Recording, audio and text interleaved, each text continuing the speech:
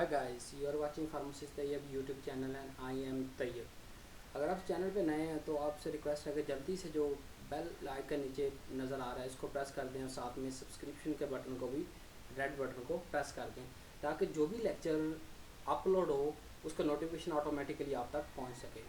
आइए चलते हैं अपनी वीडियो की तरफ। आज की जो वीडियो है हम न्यू लेक्चर सीरीज स्टार्ट करने चले जा रहे हैं पैथोलॉजी पर। और आज इसकी सबसे पहली वीडियो जो है वो आप देख रहे हैं।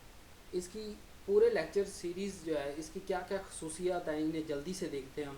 सबसे पहले ये कि जो HEC की तरफ से हमें फार्म डी का सिलेबस प्रोवाइड किया गया उस पूरे सिलेबस को जो कि हम थर्ड प्रोफेशन, अगर एनुअल सिस्टम है फार्म डी का तो थर्ड प्रोफेशन में पढ़ते हैं। अगर सेमेस्टर सिस्टम हो तो फिफ्थ और सिक्स सेमेस्टर में हम पैथोलॉजी को पढ़ते हैं। तो उस पूरे सिलेबस को मैंने 30 टोटल वीडियोस में जो है वो डिवाइड किया है। इसके अलावा इन पूरी लेक्चर सीरीज़ की एक प्रॉपर्टी ये भी है कि बेसिक से एडवांस नॉलेज तक आपको प्रोवाइड किया जा रहा है। यानी एक बैकग्राउंड नॉलेज जो होता है ना, जो किसी भी चीज़ को समझने के लिए, किसी भी साइंस, किसी भी सब्जेक्ट को समझने के लिए चाहिए होता है, वो भी इसमें है, जो कि मोस्ट ऑफ वीडियोस में जो भी आपको मिलेगी यूट्यूब पे उसमें नहीं होता। और फिर एडवांस लेवल्स, यानी कि अगर आप यूट्यूब पे सर्च करें किसी भी टॉपिक के हवाले से तो जो आपको बिल्कुल बेसिक इन्फॉर्मेशन दे दी जाती है या बिल्कुल एडवांस दे दी जाती है, हमें उसका बैकग्राउंड का पता नहीं होता तो वीडियो समझ नहीं आती। तो इन लेक्चर सीरीज़ की ये प्रॉपर्टी है कि इसमें बेसिक भी दिया गया है, बेसिक यानी कि समझाने के बाद हम एडवांस की तरफ जाएंगे ताकि आपको किसी भी टॉपिक, जो भी टॉपिक हम अंडर डिस्कशन आएगा उसकी मुकम्मल आपको इन्फॉर्मेशन हो उसकी। और जो हर इम्पोर्टेंट टॉपिक है कि हर टॉपिक पे अलग से वीडियो बनाई है ताकि ज़्यादा से ज़्यादा हमें हर टॉपिक के बारे में इंफॉर्मेशन हो, उसकी अंडरस्टैंडिंग हो। और फिर यूनिक इन नेचर है, यानी कि कहीं से कॉपी पेस्टिंग नहीं किया जा रहा, कहीं से कोई मटेरियल नहीं उठाया जा रहा। प्योर बुक्स से जो रिकमेंडेड बुक्स हैं HEC की तरफ से जितनी भी, यानी कि इस सब्जेक्ट के हवाले से 30+ बुक्स जो रिकमेंड की गई हैं उन सबको सामने रखते हुए और फिर मेरी खुद की अंडरस्टैंडिंग, सेल्फ जो इंसान का अंडरस्टैंडिंग का वे होता है उसको शामिल किया जा रहा है ताकि आपको एक न्यू स्टाइल भी मिले और उसमें आपका फ़ायदा भी हो कि आपको ज़्यादा अच्छे से समझ आ सके। और फिर इसके हवाले से कि इसमें डिफरेंट जगह पे डायग्राम्स बनाई गई हैं, स्केच बनाए गए हैं, टेबल बनाए गए हैं, फ्लो चार्ट्स, यानी कि बाज़ दफ़ा हमने एटियोलॉजी को समझना होता है, बाज़ हमने मुख्तलिफ टॉपिक्स को समझना होता है, तो उनके लिए सारी अलग अलग चीज़ों को, यानी कि जो भी एडवांसमेंट है उसको भी इन्वॉल्व किया गया, लेकिन इन सिंपल वे, ताकि हमने ज़्यादा फोकस अपना कंटेंट पे रखा है ताकि एक वैल्यूएबल कंटेंट आपके पास आ सके, ना कि सिर्फ ग्राफिक्स हों, डिज़ाइन ही डिज़ाइन हो और जो है ना वो इन्फॉर्मेशन की कोई बात ना हो। ऐसा नहीं है, हमने इन सब चीज़ों को इस्तेमाल किया लेकिन बहुत ही सिंपल वे में, और ज़्यादा जो अपना फोकस रखा है वो कंटेंट पे रखा है। आइए चलते हैं आज की पहले लेक्चर की वीडियो की तरफ। तो आज का जो पहला लेक्चर, इसका मैंने नाम ये रखा है कि scope of pathology and concept of disease. इसमें हम पैथोलॉजी के हवाले से पढ़ेंगे, क्या क्या उसकी सब हेडिंग्स है उन्हें देख लेते हैं। सबसे पहले हम डेफिनेशन पढ़ेंगे, यानी कि पैथोलॉजी क्या, उसका क्या मकसद है पढ़ने का, क्या नहीं है, उसमें क्या क्या चीज़ें शामिल हैं।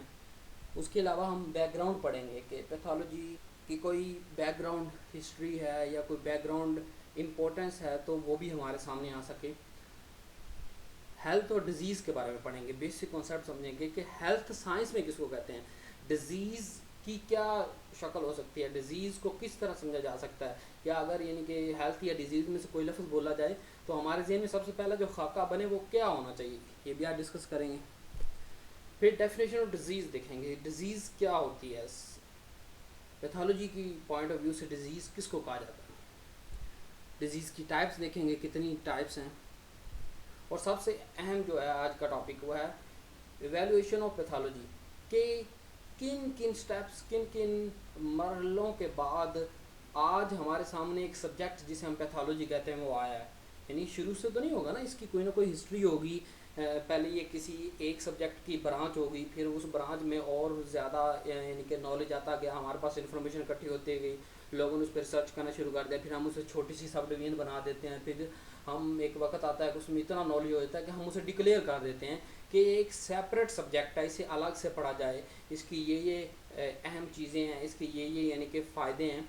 तो आज ये पूरा हम स्टेप पढ़ेंगे कि किस तरह ये पैथोलॉजी का जो सब्जेक्ट है एज ए इवॉल्व हुआ है, इसको जानना बड़ा ज़रूरी है। अगर आप किसी भी सब्जेक्ट की अंडरस्टैंडिंग लेना चाहते हैं ना, उसके पूरे टॉपिक्स की अंडरस्टैंडिंग लेना चाहते हैं, तो जो मेरी राय है वो ये है कि उसकी हिस्ट्री पढ़ी जाए, उसके बारे में पढ़ा जाए, क्योंकि हिस्ट्री में जब हम पढ़ते हैं ना तो सारे के सारे जो कॉन्सेप्ट्स हैं वो कहीं ना कहीं आ रहे होते हैं, यानी कि डिज़ीज़ के हवाले से भी यानी कि हम इसके अंदर पढ़ लेंगे, और जो डिफरेंट यानी कि एडवांसमेंट्स आई हैं हमें पता चलेगा अच्छा ये वाली टेक्निक्स इतने सन में आई तो आज उसकी ये फॉर्म मौजूद है, ये पहले बेसिक फार्मूला था, ये पहला बेसिक कॉन्सेप्ट था। तो फिर क्या होता है कि जो आज की यानी कि पैथोलॉजी के हवाले से बात करें तो अगर हमें पूरी हिस्ट्री पता हो, यानी कि जो अहम हिस्ट्री है ज़रूरी जानना है, अगर वो पता हो तो उसके बाद हमें पूरा जो सब्जेक्ट है जैसे कि पैथोलॉजी आज हमारा टॉपिक है डिस्कशन का, तो ये आपको बड़ा अच्छा से समझ आएगा। यानी कि जो बाकी की 29 वीडियोज़ होंगी लेक्चर्स की, उन सब के लिए ये एक रास्ता होगा समझने के लिए, एक नया तरीका होगा अंडरस्टैंडिंग का। अगर हमें हिस्ट्री आती होगी तो इसको भी आपने, इस जो आखिरी सेशन होगा इसको भी आपने बड़ी अच्छे से और गौर से पढ़ना है और देखना है, समझना है, ताकि आज जो लेक्चर्स होंगे मैं इसी के साथ रिलेट करते हुए, यानी कि हर लेक्चर जो है ना वो प्रीवियस जितने भी लेक्चर्स होंगे उनके साथ वो लिंक्ड होगा। तो आपसे ये भी यानी कि कहूँगा कि सारे लेक्चर्स तरतीब से देखें, यानी कि पैथोलॉजी अगर आपने यहाँ आके मेरे चैनल पे यूट्यूब पे पढ़नी है तो लेक्चर 1 से स्टार्ट करें और फिर उसको जाते हुए लेक्चर 30 तक कंप्लीट देखें, तो आपको इंशाल्लाह सारी की सारी चीज़ें बड़ी अच्छी और बड़ी जल्दी समझ आएंगी। तो आइए शुरू करते हैं अपनी आज की हम वीडियो। पैथोलॉजी तो ये दो लफ्ज़ों से निकला है, जैसे पैथो मीन डिजीज़ और लॉजी मीन स्टडी। तो सिंपली हम लफ्ज़ों में ये कह सकते हैं कि डिज़ीज़ की स्टडी करना, वो किसी भी स्टाइल से हो, वो डिज़ीज़ को जानने के हवाले से हो, वो डिज़ीज़ कैसे पैदा होती है, डिज़ीज़ की कौन सी फॉर्म है, डिज़ीज़ किस तरह आती है बॉडी के अंदर, और डिज़ीज़ होती क्या, ये सारी चीज़ें जो हैं उसको डायग्नोज कैसे किया जा सकता है, कौन सी टेक्निक से इवॉल्व हैं हर डायग्नोस में, उसके अंदर सारे जो पहलू होते हैं डिज़ीज़ के हवाले से उसका ट्रीटमेंट फाइंड करना है। अगर हमें पैथोलॉजी आती होगी तो हम एक अच्छी मेडिसिन भी प्रिस्क्राइब कर सकेंगे। तो फार्मासिस्ट के लिए और फिजिशियन दोनों के लिए पैथोलॉजी बड़ा ही अहम सब्जेक्ट है। तो इसकी प्रॉपर डेफिनेशन की तरफ चलते हैं। The branch of medicine that deal with the nature of disease, कि मेडिसिन की वो ब्रांच है जिसमें हम डिज़ीज़ की नेचर के हवाले से देखते हैं। जैसे मैंने अभी कहा कि वो कैसे यानी कि डिज़ीज़, उस डिज़ीज़ की काजेज़ क्या हैं, उसकी सिम्टम्स क्या हैं, उसके साइंस क्या हैं, उसको हम कैसे दूसरे लोगों से को होने से बचा सकते हैं, जिसको हो गई है उसका क्या ट्रीटमेंट हो सकता है पॉसिबल। तो ये सारी चीज़ें यानी कि डिज़ीज़ के गिर्द हमने घूमना है पैथोलॉजी को पढ़ते हुए।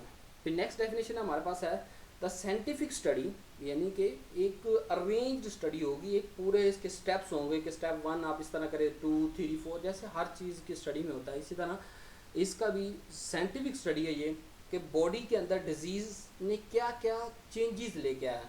चेंजेस दो तरह के हो सकते हैं ना बॉडी में, एक स्ट्रक्चर चेंजेस आते हैं, फंक्शन चेंजेस। स्ट्रक्चर का ये मतलब कि वो सेल मॉडिफाई हो गया, अडेप्ट हो गया, उसने अपनी अडेप्टेशंस कर ली हैं, या वो डैमेज हो गया है, डिस्ट्रॉय हो गया है, ये स्ट्रक्चर में तब्दीली आ सकती है। फंक्शन में इस तरह से कि स्ट्रक्चर तो उसका सही है लेकिन उसने फंक्शन करना बंद कर दिया, जैसे इंसुलिन को प्रोड्यूस करने वाले सेल हैं तो सेल तो खड़े हैं, यानी वैसे तो स्ट्रक्चरली कोई ख़ास डैमेज नज़र नहीं आ रहा, लेकिन उन्होंने फंक्शन जो है वो अपना जो छोड़ दिया, अपना फंक्शन उसको प्रोड्यूस करना छोड़ दिया, या फिर जो आगे जाके यूटिलाइजेशन होती है किसी भी चीज़ की, इंसुलिन की या दूसरी चीज़ों की, या रेगुलेशन होती है, तो उन सब को यानी कि स्ट्रक्चर और फंक्शन बॉडी में कहाँ कहाँ तब्दीली आ रही है किसी भी डिज़ीज़ के हवाले से। तो इससे ही होता है कि अगर एक डिज़ीज़ के हवाले से हमें पता हो ना कि ये चेंजिंग आती हैं तो डायग्नोस्टिक आसान होता है। जैसे डायग्नोज उस डिज़ीज़ का आसान होगा फिर उसका ट्रीटमेंट की तरफ हम चलेंगे, हमें जल्दी से जल्दी पता चलेगा अच्छा ये वो XYZ वाली डिज़ीज़ है और इसका ये पॉसिबल ट्रीटमेंट हो सकती है, ये जो चेंजिंग आए हैं स्ट्रक्चर इसको कैसे हम रिवर्स कर सकते हैं, या अगर रिवर्स नहीं कर सकते तो कैसे इसको हम यहीं पे रोक सकते हैं ताकि और ज़्यादा बिगड़ गई ये यानी कि सीवियर कंडीशन में से रोक सकते हैं, उसे एक्यूट ही कंडीशन में रखते हैं ताकि वो क्रॉनिक में ना जाए। यानी कि इसके हवाले से कैसे हम ये सारा कुछ कर सकेंगे, मेंटेनेंस हम अपनी अपडेट्स कैसे कर सकेंगे जब हमें पूरा पहले से बॉडी का नॉर्मल स्ट्रक्चर और फंक्शन हर सेल का पता होगा, और फिर डिज़ीज़ में उस स्ट्रक्चर फंक्शन के साथ क्या हो रहा है अगर ये भी पता होगा तो फिर हम उसकी एक अच्छी मैनेजमेंट डिज़ीज़ की कर सकेंगे। एक छोटी सी ब्रांच और होती है पैथोफिजियोलॉजी, इसे भी यहीं पे क्लियर कर देते हैं। पैथो मीन डिजीज़ और suffering, physiology mean study of normal function. यानी पैथोफिजियोलॉजी में हम ये देखते हैं कि जो नॉर्मल फंक्शन चल रहा था पहले से बॉडी में उसके अंदर क्या क्या तब्दीलियाँ आई हैं, यानी ये पैथोलॉजी एक छोटी यानी कि एक ब्रांच आगे सब डिवीजन है। इसमें हम ये देखेंगे कि जी हार्ट रेट नॉर्मल में फॉर एग्जांपल कोई डिजीज़ है जो हार्ट रेट के हवाले से है, तो उसकी नॉर्मल हार्ट रेट ये है, तो डिजीज़ के अंदर इतना बढ़ गया या इतना कम हो गया, तो फिर हमें पता चल जाएगा कि हार्ट रेट को मैनेज करना है। इस तरह कार्डियक आउटपुट में कोई चेंज आता है, इसी तरह लंग्स फंक्शन में कोई चेंज आता है, लीवर में कोई चेंज आता है, तो हमें पहले नॉर्मल से कंपेयर करेंगे कि नॉर्मल इंडिविजुअल में एक ऐसी चीज़ है और अब जो डिजीज़ फॉर्म उसमें ये चीज़ है, अगर वो बढ़ गई है तो उसे कम करके नॉर्मल लेवल पे लाएंगे, अगर वो चीज़ ज़्यादा हो गई है यानी कि कम हो गई है तो उसे हम दोबारा वापस नॉर्मल ज़्यादा करके नॉर्मल पे लाएंगे। जी आगे चलते हैं बैकग्राउंड ऑफ पैथोलॉजी की तरफ। सबसे पहले ये कि हमें पता है एक ह्यूमन के अंदर, एक इंडिविजुअल के अंदर होमोस्टेसिस मेंटेन हो रहा होता है, यानी कि हर चीज़ को नॉर्मली फंक्शन करवाया जा रहा होता है। ब्रेन की तरफ से डिफरेंट सेल्स जो हमारे बॉडी में हैं, हार्ट का मेंटेन करना, blood flow, cardiac output, liver function का करना, इंसुलिन की प्रोडक्शन, ब्लड सेल की प्रोडक्शन, तो ये सारा टेम्परेचर, बॉडी टेम्परेचर के हवाले से हो गया। फिर इस तरह डिफरेंट मैकेनिज्म जो हैं यानी कि बॉडी को नॉर्मल रखने के हवाले से हम जो होती हैं। अब डिजीज़ में क्या होता है, ये ब्रेक डाउन हो जाता है, इसका कोई एक कंपोनेंट ब्रेक डाउन हो जाए या बाज़ व डिजीज़ में सारे का सारा जो है वो कंप्रोमाइज़, जैसे इम्यून कंप्रोमाइज़ हो गया हम, तो फिर हम क्या होगा वो ऑलमोस्ट सारे का सारा ही हम यानी कि डेंजर में, हमें कोई भी डिजीज़ हो सकती है। नेक्स्ट हमारे पास ये है कि आज के दौर में इस चीज़ को समझा जाता है कि जो एक अच्छा पैथोलॉजिस्ट है, जैसे मैंने शुरू में कहा वीडियो में कि एक फिजिशियन या फार्मासिस्ट के लिए एक अच्छा पैथोलॉजिस्ट होना ज़रूरी है, उसे डिज़ीज़ की अंडरस्टैंडिंग बहुत अच्छी होनी चाहिए, ताकि कल वो जैसे फार्मासिस्ट क्लिनिकल फार्मासिस्ट में जाता है तो उसमें डायग्नोस तो करना है, उसने अहम रोल है डायग्नोसिस में, तो अगर वो अच्छा पैथोलॉजिस्ट होगा तो वो अच्छा डायग्नोस भी कर सकेगा। तो जल्दी जितना, क्योंकि डिजीज़ में ये होता है कि जितना जल्दी डायग्नोस हो और जितना एक्यूरेट डायग्नोज हो उतना ही हम जल्दी ट्रीटमेंट और उसको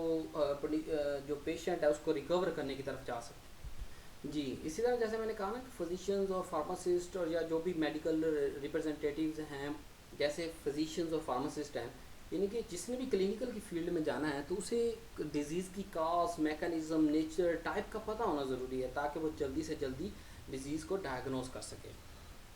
इसी तरह बहुत जो है ना वो वैल्यूएबल वर्ड सर विलियम ने 19वीं सदी के आखिर में और 20वीं सदी के दरमियान में उन्होंने जो कि मॉडर्न मेडिसिन के फाउंडर हैं, उनकी सेइंग है कि your practice of the medicine will be as good as your understanding of pathology, कि जितनी अच्छी पैथोलॉजी आती होगी उतनी अच्छी ही आप मेडिसिन की सही इस्तेमाल कर सकेंगे। अब देखिए मेडिसिन तो हम इस्तेमाल कर रहे हैं, अब अगर एक्यूरेट मेडिसिन, राइट डोज जो है वो राइट जो केमिकल का इंतखाब है वो कैसे किया जा सकता है, डायग्नोसिस के बेस पे। अगर हम लीवर के कोई प्रॉब्लम है और हम उसको ब्लड का प्रॉब्लम बना के बैठे हुए हैं तो वो तो सही नॉलेज नहीं है ना उसका, मतलब पैथोलॉजी का उसके पास। अगर पैथोलॉजी की उसके पास अंडरस्टैंडिंग होती है तो वो सीधा लीवर पे जाता है कि ये सिम्टम्स जो हैं ये लीवर की वजह से आ रहे हैं, तो हमें लीवर को यानी कि हेपेटो सिस्टम को हमें उसे प्रोटेक्ट करना है, उसे इन्हांस करना है, उसे डिक्रीज़ करना है, तो इसलिए जो है ना पैथोलॉजी बड़ी अहम है। जी नेक्स्ट चलते हैं हेल्थ और डिजीज़। जैसे मैंने आपको इंट्रोडक्शन में कहा था कि इसके बारे में हम देखेंगे। तो हेल्थ क्या है, हेल्थ किसी भी इंडिविजुअल की वो स्टेट है जिसमें वो सराउंडिंग के साथ इक्विलिब्रियम में है, यानी कि अपना उसने मेंटेन किया हुआ। जैसे मिसाल देता हूँ कि अगर बाहर गर्मी है तो उसका टेम्परेचर भी हाई नहीं हो जाना चाहिए, जितनी गर्मी जैसे 47 तो उसका 47 नहीं होना चाहिए, उससे उस इंडिविजुअल का जो टेम्परेचर बॉडी वो 37 पे ही रहना चाहिए। चाहे उससे वो बार बार स्वेटिंग करेगा या बार बार उसे प्यास लगेगी, वो अपना जो है वाटर कंटेंट को मेंटेन करेगा। तो इसी तरह बाकी के यानी कि जो हार्ट रेट है, जैसे हम फाइट या फ्लाइट की कंडीशन में जाते हैं तो हमारा क्या है कि जो सिस्टम है उसको बूस्ट अप होना चाहिए, डाइजेशन को जो है वो रोक देना चाहिए, हार्ट को थोड़ा ब्लड फ्लो जो है वो बढ़ा देना चाहिए ताकि हम उसको फाइट कर सकें। अगर ये सारी चीज़ें नॉर्मल हो रही हैं जैसे होनी चाहिए तो इसे हम हेल्थ कहते हैं। और अब इस नॉर्मेलिटी की भी बड़ी वाइड रेंज है कि फॉर एग्जांपल हाइट के हवाले से, क्या उसकी हाइट भी नॉर्मल है, उसका वेट, उसका ब्लड, उसका टिश्यू कंपोजिशन, यहाँ तक कि सेल लेवल भी, यानी कि सारी की सारी जो हैं वो अगर ये सारी चीज़ें नॉर्मल हैं, यानी कि हाई अगर एशिया की बात करें, अफ्रीका की बात करें या किसी भी रीजन की बात करें तो वहाँ की जो हाइट है क्या है, उस इंडिविजुअल की वही हाइट अगर है तो ओके, प्लस उसका वेट वहाँ जो एवरेज आ रहा है उसका वेट भी उतना ही होना चाहिए इंडिविजुअल का, तो ओके। उसका जो ब्लड है वो जो है वो डिजीज़ नहीं होनी चाहिए, ब्लड उसका नॉर्मल होना चाहिए, टिश्यू कंपोजिशन जो है वो भी उसकी जैसी होनी चाहिए वैसी ही है, और सेलुलर लेवल पे भी उसकी डिजीज़ नहीं है। तो अगर ये सारी जो है चीज़ें नॉर्मल हैं तो उसको हम उस इंडिविजुअल को हेल्दी इंडिविजुअल कहेंगे। नेक्स्ट हमारे पास होता है डिजीज़। अब डिजीज़ क्या है, एक बड़ी सिंपल डेफिनेशन ये सिर्फ समझाने के लिए कि disease is the loss of ease and comfort to the body, कि बॉडी से जो आराम सुकून का पहलू था वो छिन गया, तो हम डिज़ीज़ की तरफ चले गए हैं। जैसे हमें फीवर हो गया, हमारे कोई ब्लड में जो है वो में प्रॉब्लम आ गया, हमारी किडनी फेल हो गई, जैसे हमें डायलिसिस की तरफ जाना पड़ा, या कोई भी ऐसा फंक्शन, कोई भी, जैसे हमारी बॉडी में काफ़ी सारे सिस्टम्स हैं, उनमें से कोई एक सिस्टम फेल हो जाता है, हमारे कुछ यानी कि जिसकी वजह से कुछ ऐसा होता है जिसकी वजह से हमारे ईजनेस कंफर्ट में जो है वो ब्रेक आ जाती है, वो लॉस हो जाता है, तो उसे हम डिजीज़ कहते हैं। जी तो आए देखते हैं डिजीज़ को साइंटिफिक पॉइंट ऑफ व्यू के हवाले से, कि डिजीज़ क्या होती है। डिजीज़ डेविएशन होती है, कोई भी डेविएशन की फॉर्म हो सकती है, कि वो नॉर्मल स्ट्रक्चर और फंक्शन, जो नॉर्मल सेल का स्ट्रक्चर है, बॉडी का स्ट्रक्चर है, या उसका तमाम सेल्स का जो नॉर्मल फंक्शन, हर का अपना, जैसे ऑर्गन है, हार्ट के सेल्स का अपना फंक्शन है, लीवर का अपना है, हमारे जो टिश्यू स्किन सेल्स हैं इनका अपना फंक्शन है, नर्वस के जो सेल्स हैं, न्यूरॉन्स, उनका अपना फंक्शन है।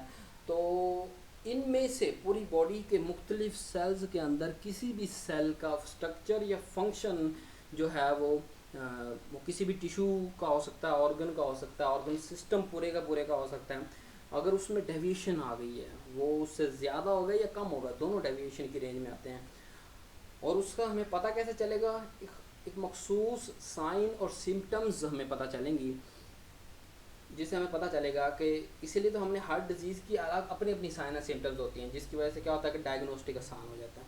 तो वो साइन और सिम्टम्स हमने पहले से अपनी क्लिनिकल फाइंडिंग्स से निकाली हुई हैं, कि तो हमने आज तक काफ़ी वर्क कर चुके हैं, और भी वर्क की ज़रूरत है, लेकिन अभी यानी कि मोस्ट ऑफ जो हज़ारों के हिसाब से या लाखों के हिसाब से डिजीज़ है, उनके साइन और सिम्टम्स हम फाइनल कर चुके हैं। अगर ये साइन और सिम्टम्स हो तो डिजीज़ होगी, ये हो तो फलावल डिजीज़ होगी। तो इस तरह यानी कि नॉर्मल बॉडी फंक्शन और स्ट्रक्चर में कोई डेविएशन आए जिसकी मैनिफेस्टेशन हमें उसके साइन और सिम्टम्स से हो, तो इसे हम डिजीज़ स्टेट कहते हैं। जी आगे चलते हैं टाइप ऑफ डिजीज़ की तरफ।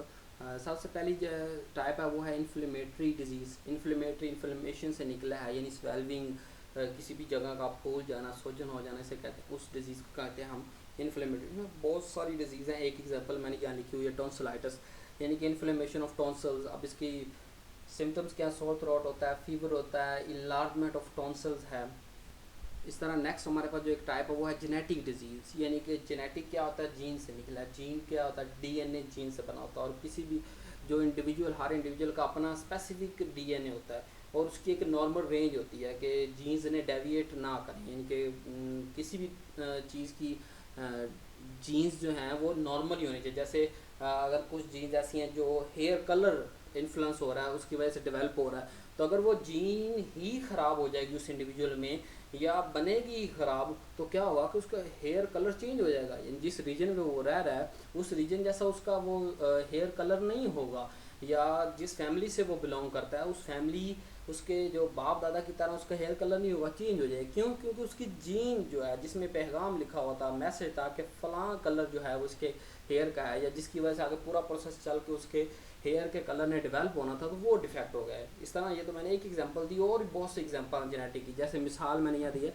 Marfan syndrome. अब इसमें होता क्या है कि ये कनेक्टिव टिश्यू का जेनेटिक डिसऑर्डर है, यानी कि जेनेटिक डिसऑर्डर से क्या होता है, कनेक्टिव टिश्यू इसमें ख़राब हो जाते हैं। पर्सन होता है जिसमें ये सिंड्रोम हो, वो क्या होता है, वो टाल होता है, लंबा होता है, लेकिन थिन होता है, यानी कि पतला होता है। उसकी क्या होगी, जो हाथ हैं, पाँव हैं, फिंगर्स हैं, टोज हैं, ये सारी की सारी लंबी होगी नॉर्मल रेंज से, जिस रीजन में वो रह रहा है या जिस फैमिली से वो बिलोंग करता है अपने, यानी कि दूसरे लोगों से उसकी, यानी कि ये सारी चीज़ें जो हैं वो लेंथ में ज़्यादा होंगी। तो ये क्या, जीन में डिफेक्ट होने की वजह से है। नेक्स्ट हमारे पास है इम्यून मीडिएटेड डिजीज़। इम्यून क्या था, इम्यून हमारा डिफेंस सिस्टम होता है। अब डिफेंस सिस्टम जो है वो, जैसे मिसाल देता हूँ, white blood cell. White blood cell क्या करते हैं, वाइट ब्लड सेल जो है वो जो कोई भी जो है वो फॉरेन पार्टिकल होता है उससे फाइट करते हैं, और उसका डिफरेंट पूरे पूरे मैकेनिज़म्स हैं वो हम आगे डिटेल्स में अगले वीडियो लेक्चर में पढ़ेंगे। तो इम्यून मीडिएटेड डिजीज़ में क्या होता है, जैसे फॉर एग्जांपल हमारे पास पहली इसकी है कि हाइपर सेंसिटिव डिजीज़ या हाइपर सेंसिटिव रिएक्शन। अब हाइपर सेंसिटिव रिएक्शन का मतलब क्या है कि जो इम्यून रिस्पॉन्स है toward antibody and allergen is inappropriate, incorrect. जैसे मैं आपको मिसाल देता हूँ सीरम सिकनेस। तो सीरम सिकनेस में ये है कि इम्यून सिस्टम, फॉर एग्जांपल हमने कोई मेडिसिन ली, उसमें प्रोटीन थी, वो ऑब्जॉर्व होकर हमारे ब्लड में पहुंची और उसने अपना फंक्शन करना था, लेकिन हमारे इम्यून सिस्टम ने उस प्रोटीन, जो कि फॉरेन पार्टिकल तो है लेकिन यूजफुल फॉरेन पार्टिकल है, लेकिन उसने उसे उसे एज ए यानी कि फॉरेन पार्टिकल लिया डेंजर जोन में, कि ये यानी कि बॉडी में नहीं होना चाहिए, ख़त्म कर देना चाहिए, यानी कि इनअप्रोप्रिएट था ना उसका एक्शन, क्योंकि वो तो हमारी मेडिसिन है, उसको तो हमने खुद खाया है ताकि उसका यूज़ हो सके। तो हमारा बॉडी सिस्टम क्या करता है, मिसाल जैसे मैंने आपको दी अपनी मेडिसिन, उसमें प्रोटीन हो तो वो उसको डिस्ट्रॉय कर देगा, तो हम जो भी दवाई खाएंगे वो सारी की सारी ब्लड में जाकर डिस्ट्रॉय होने शुरू हो जाएगी। इसे कहते हैं सीरम सिकनेस, कि उस सीरम के अंदर वो जो हमें रिक्वायर्ड केमिकल है वो भी रिटेन्ड नहीं हो पा रहे। क्यों? क्योंकि हमारी बॉडी ने उसे सारा डिस्ट्रॉय किया जा रहा है। तो इसको कहते हैं हाइपर सेंसिटिव डिजीज़।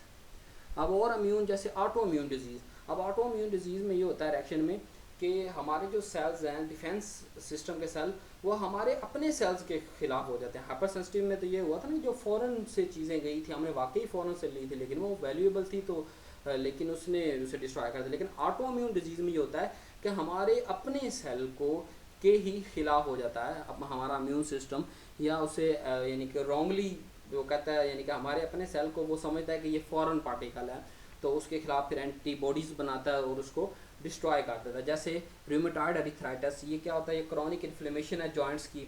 तो हमारा अपना ही यानी कि बॉडी का जो डिफेंस सिस्टम हमारे अपने टिश्यूज़ को डिस्ट्रॉय करना शुरू कर देता है, जिसके नतीजों में यानी कि सोजन हो जाती है। नेक्स्ट हमारे पास है न्यूप्लास्टिक डिजीज। न्यूप्लास्टिक जो लफ्ज़ निकला है वो न्यूप्लाज्म से। न्यूप्लाज्म का मतलब होता है एबनॉर्मल ग्रोथ ऑफ सेल, कि सेल की ग्रोथ तो होनी है, जैसे हम ऐसा ऐसा बड़े हो रहे हैं तो सेल्स जो है वो ज़्यादा पैदा हो रहे हैं, एक ख़ास नॉर्मल रेंज में यानी कि पैदा हो रहे हैं।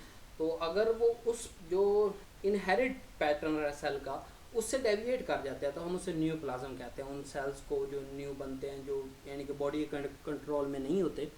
इसके बारे में हम डिटेल से पढ़ेंगे कैंसर डिफरेंट सब्जेक्ट में, जैसे कि हम सेकंड की फार्माकोलॉजी के हवाले से अगर आपने कैंसर देखना है वहाँ से ज़्यादा देख सकते हैं, फाइनल की क्लिनिकल में देखेंगे हम।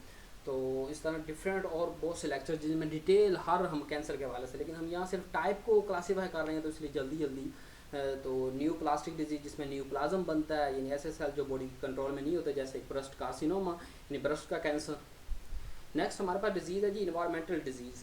इन्वायरमेंटल लफ्ज़ से पता चल रहा है कि इसकी जो काज है वो हमारे इर्द गिर्द के इन्वायरमेंट की वजह से आ रही है वो डिजीज़। जैसे सिलिकोसिस। सिलिकोसिस क्या होता है, ये एक लंग फिब्रोसिस है, यानी कि जो लंग्स के टिश्यू हैं वो थिकन्ड और स्टिफ हो जाते हैं, जिसकी वजह से हमें सांस लेने में प्रॉब्लम होता है। अब ये क्यों होता है? क्योंकि हम फॉर एग्जांपल कोई पर्सन ऐसा है जो ऐसी इंडस्ट्री में काम कर रहा है जहाँ सिलिका यानी कि यूज़ होता है एज ए रॉ मटेरियल या फाइनल प्रोडक्ट के तौर पे, तो अगर वो सिलिका हवा में हो एज ए डस्ट फॉर्म और वो हमारे अंदर हम इनहेल कर लें और एक ख़ास यानी कि टाइम पीरियड है 2 माह 6 माह जिसमें तक वो हम वो लेते रहें, तो वो क्या होगा कि हमारी लंग्स फिब्रोसिस हो जाएगी, जिसको हम सिलिकोसिस कहते हैं।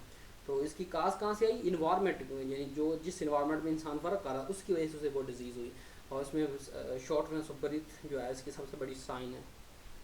नेक्स्ट हमारे पास है न्यूट्रिशनल डिजीज़, यानी कि खुराक की कमी की वजह से मोस्टली केसेस में हमारे पास ये डिज़ीज़ सामने आती है। जैसे मैंने मिसाल लिखी हुई है बेरी बेरी, तो ये विटामिन B1 की डेफिशिएंसी बॉडी में हो तो बेरी बेरी डिजीज़ जो है वो इसमें होती है। इसमें क्या होता है कि यानी कि बहुत जो स्ट्रक्चर्स लेग्स हैं, आर्म्स हैं, पूरा बॉडी स्ट्रक्चर वो सही तरीके से डेवलप नहीं हो पाता।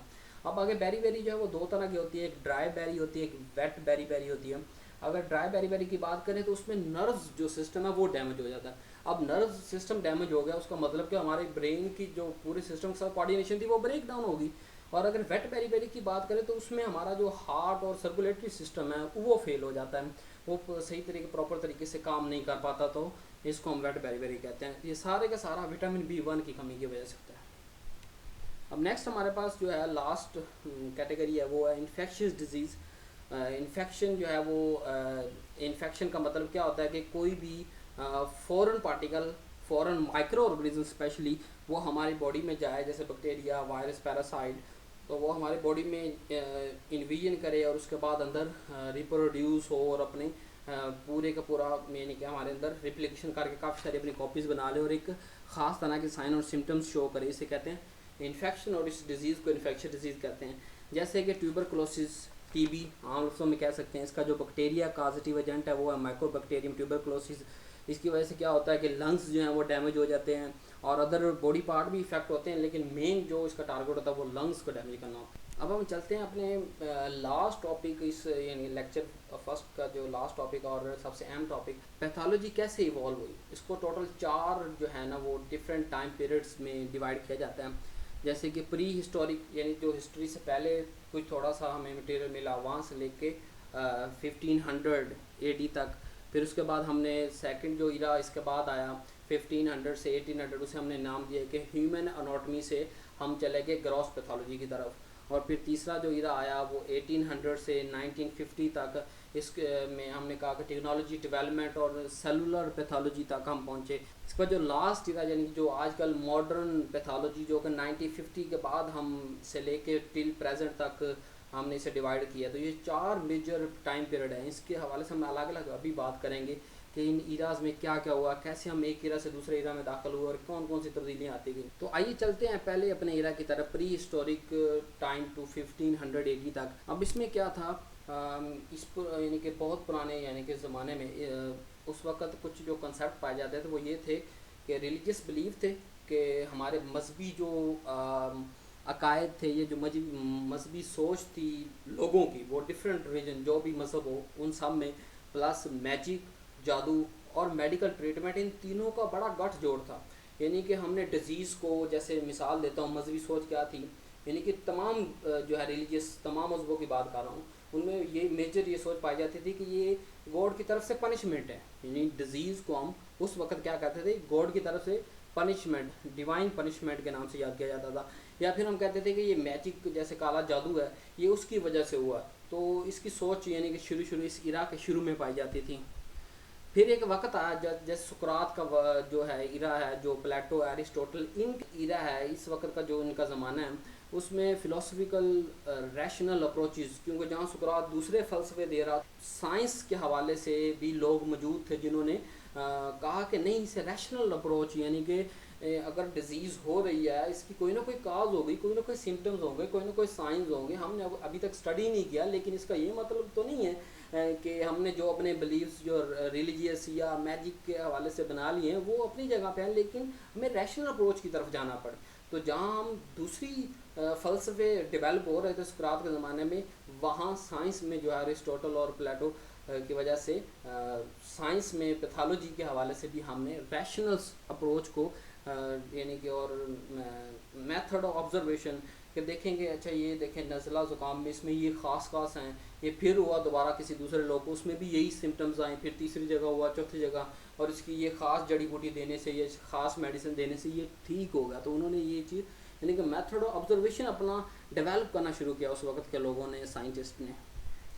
फिर जैसे सबसे पहला पुराना नाम जो हमें मिलता है वो है हिप्पोक्रेट्स का। इसका ये टाइम है, और साथ में ग्रीक यानी कि क्लिनिकल जीनियस था, फादर ऑफ मेडिसिन भी कहते हैं, यानी जिसने सबसे पहले प्रॉपर मेडिसिन के यूज़ को इस्तेमाल किया और रैशनल अप्रोच की तरफ आया वो डिज़ीज़ के हवाले से। सबसे पहले ये कि ये वो पहला आदमी है जिसने कहा कि मेडिसिन को में भी एथिकल एटीट्यूड्स और रैशनल अप्रोच जो है उसको इस्तेमाल करने की ज़रूरत है। उस वक्त की जो हमें तहरीरें मिलती हैं उसमें ये यानी कि पता चलता है कि यही वो जिसने फोकस किया कि हमें मेडिसिन को, यानी कि जो मेडिसिन दे रहे हैं, जो मेडिसिन इस्तेमाल कर रहे हैं, उनमें इसकी तरफ हमें यानी कि टर्न डाउन मिलता है। यानी कि कहाँ एक तरफ रिलीजियस सोच थी कि बस डिवाइन पनिशमेंट समझ के हम उसको बस यानी कि बैठ जाते थे, उसके हवाले से कुछ नहीं करते थे, और कहाँ ये हमें प्रैक्टिसिंग की तरफ यानी कि इस इरा में लेके गया ये हिप्पोक्रेट्स। दूसरा इसने ये कहा कि हार्ट डिजीज़ की कोई ना कोई सिम्टम ज़रूर होती है। तो इसने ये सोच डेवलप करना शुरू की कि सिम्टम्स तलाश करो। यानी कि उस वक्त तो इतने नहीं पता था कि ये डिज़ीज़ अलग है, ये फ़लाँ, ये डिज़ीज़ इसको ये कहते हैं, इसकी ये साइन। उसने कहा कि सिम्टम्स को रिकॉर्ड करना शुरू करो। और उसका मेथड ऑफ डायग्नोसिस की तरफ ये गया कि ताकि हमें पहले से सिम्टम्स अगर हम पता होगी तो नेक्स्ट जिस पर्सन में होगा, नेक्स्ट इंडिविजुअल में होगा, ऑर्गेनिज्म में होगा, तो उसमें हम क्या करेंगे, हमें वो आसानी होगी डायग्नोसिस में कि अच्छा ये सिम्टम्स है तो ये डिजीज़ है। तो यानी कि मेथड ऑफ डायग्नोसिस भी इसी ने पहली दफ़ा प्रपोज किया। फिर इसने क्या किया कि इसने कहा कि हर डिजीज़ जो है उसका कोई ना कोई मैकेनिज़्म होता है, उसका कोई ना कोई काजेज़ होंगी, कोई ना कोई साइड इफ़ेक्ट होंगे। और इसके अलावा इसने जो थ्योरी दी, इसने कहा जी कि देखें बॉडी जो है ना, ह्यूमन बॉडी ये 4 चीज़ों से बनी है। वाटर जो है यानी कि पानी, हवा, मिट्टी और आग से। और इन चारों में कहीं ना कहीं जो है मिसबैलेंस होने की वजह से, तवाज़न बिगड़ने की वजह से ही डिज़ीज़ होती है। यानी कि इसका बेसिक सबसे पहला डिज़ीज़ का जो मैकेनिज़्म वो यही था। फिर जो सबसे अहम बात है, जो इसको ऑनर दिया जाता है वो हिपोक्रेटिक ओथ के नाम से। यानी जैसे कोई भी फिजिशियन या फार्मासिस्ट बनता है, जब वो प्रैक्टिस स्टार्ट करता है तो ये ओथ उठाता है। इस उठाने का मतलब, यानी इस ओथ में क्या लिखा गया, इसमें यही लिखा गया है कि हम जो अपने सारी ज़िंदगी जो है फिजिशियन या फार्मासिस्ट जो है वो जब भी प्रैक्टिस करेगा मेडिसिन की, वो बिल्कुल रैशनल अप्रोच पे जाके, एथिकल जो कॉन्सेप्ट्स हैं उस पे जाके यानी कि करेगा डिज़ीज़। यानी इसमें अपनी पर्सनल जो है ईगो को इन्वॉल्व नहीं करेगा। कोई ऐसा पर्सन जिसके साथ उसका झगड़ा है तो वो वहाँ ये नहीं कि उसको अपने नॉलेज का गलत इस्तेमाल करते उसे नुकसान पहुँचाए, ऐसा नहीं होगा। जब हम हॉस्पिटल्स में हैं, हम किसी का इलाज कर रहे हैं, तो फिर वो हमारा ना दोस्त है ना दुश्मन है, वो हमारा एक पेशेंट है और हम उसके फिजिशियन या फार्मासिस्ट हैं। और हमें उसको यानी कि नेक नियति के साथ उस पर प्रैक्टिस करनी है मेडिसिन की, ना कि अपनी ज़ाती या ना को अंदर शामिल करना। तो ये ओथ भी इसी के नाम से, क्योंकि सबसे पहला हिस्ट्री में बंदा ये मिलता है जिसने हमें रैशनल अप्रोच की तरफ लेके गया, तो हमने इसी के नाम से इस अपने जो ओथ को हिपोक्रेटिक ओथ का नाम दिया, ताकि इसको ऑनर भी दिया जा सके और हिस्ट्री को भी प्रिजर्व रखा जा सके और हिस्ट्री में महफूज रहे। नेक्स्ट हमारे पास जो है वो ये जो हमने सारी अभी पढ़ी, ये ग्रीक्स में, यानी जो हिपोक्रेट जो है वो ग्रीक का था। तो फिर ग्रीक से ये जो है ना वहाँ इसके जो स्टूडेंट्स हैं वो यानी कि रोम में फैल गए, और रोम से कुछ लोग जो आए हुए थे इसके पास पढ़ने के लिए, वो फिर वापस जब रोम गए, जिसे आजकल हम इटली कहते हैं, तो वहाँ पे फिर यानी कि मेडिसिन का कॉन्सेप्ट ज़्यादा गया। यानी कि हिपोक्रेट, ग्रीक में तो सिर्फ हिपोक्रेट का नाम मिलता है, इसके बाद ये पूरे का पूरा शिफ्ट हो गया इटली की तरफ। तो उसी ने अपने मेडिकल फील्ड में जो है वो डेवलपमेंट ज़्यादा से ज़्यादा की और वो डोमिनेट हो गए, और बाद में उन्होंने ही फिर ग्रीक को भी कंट्रोल किया, रेगुलेट किया। यानी कि ग्रीक को बाद में इटली वालों ने, रोम वालों ने पढ़ाया, सिखाया।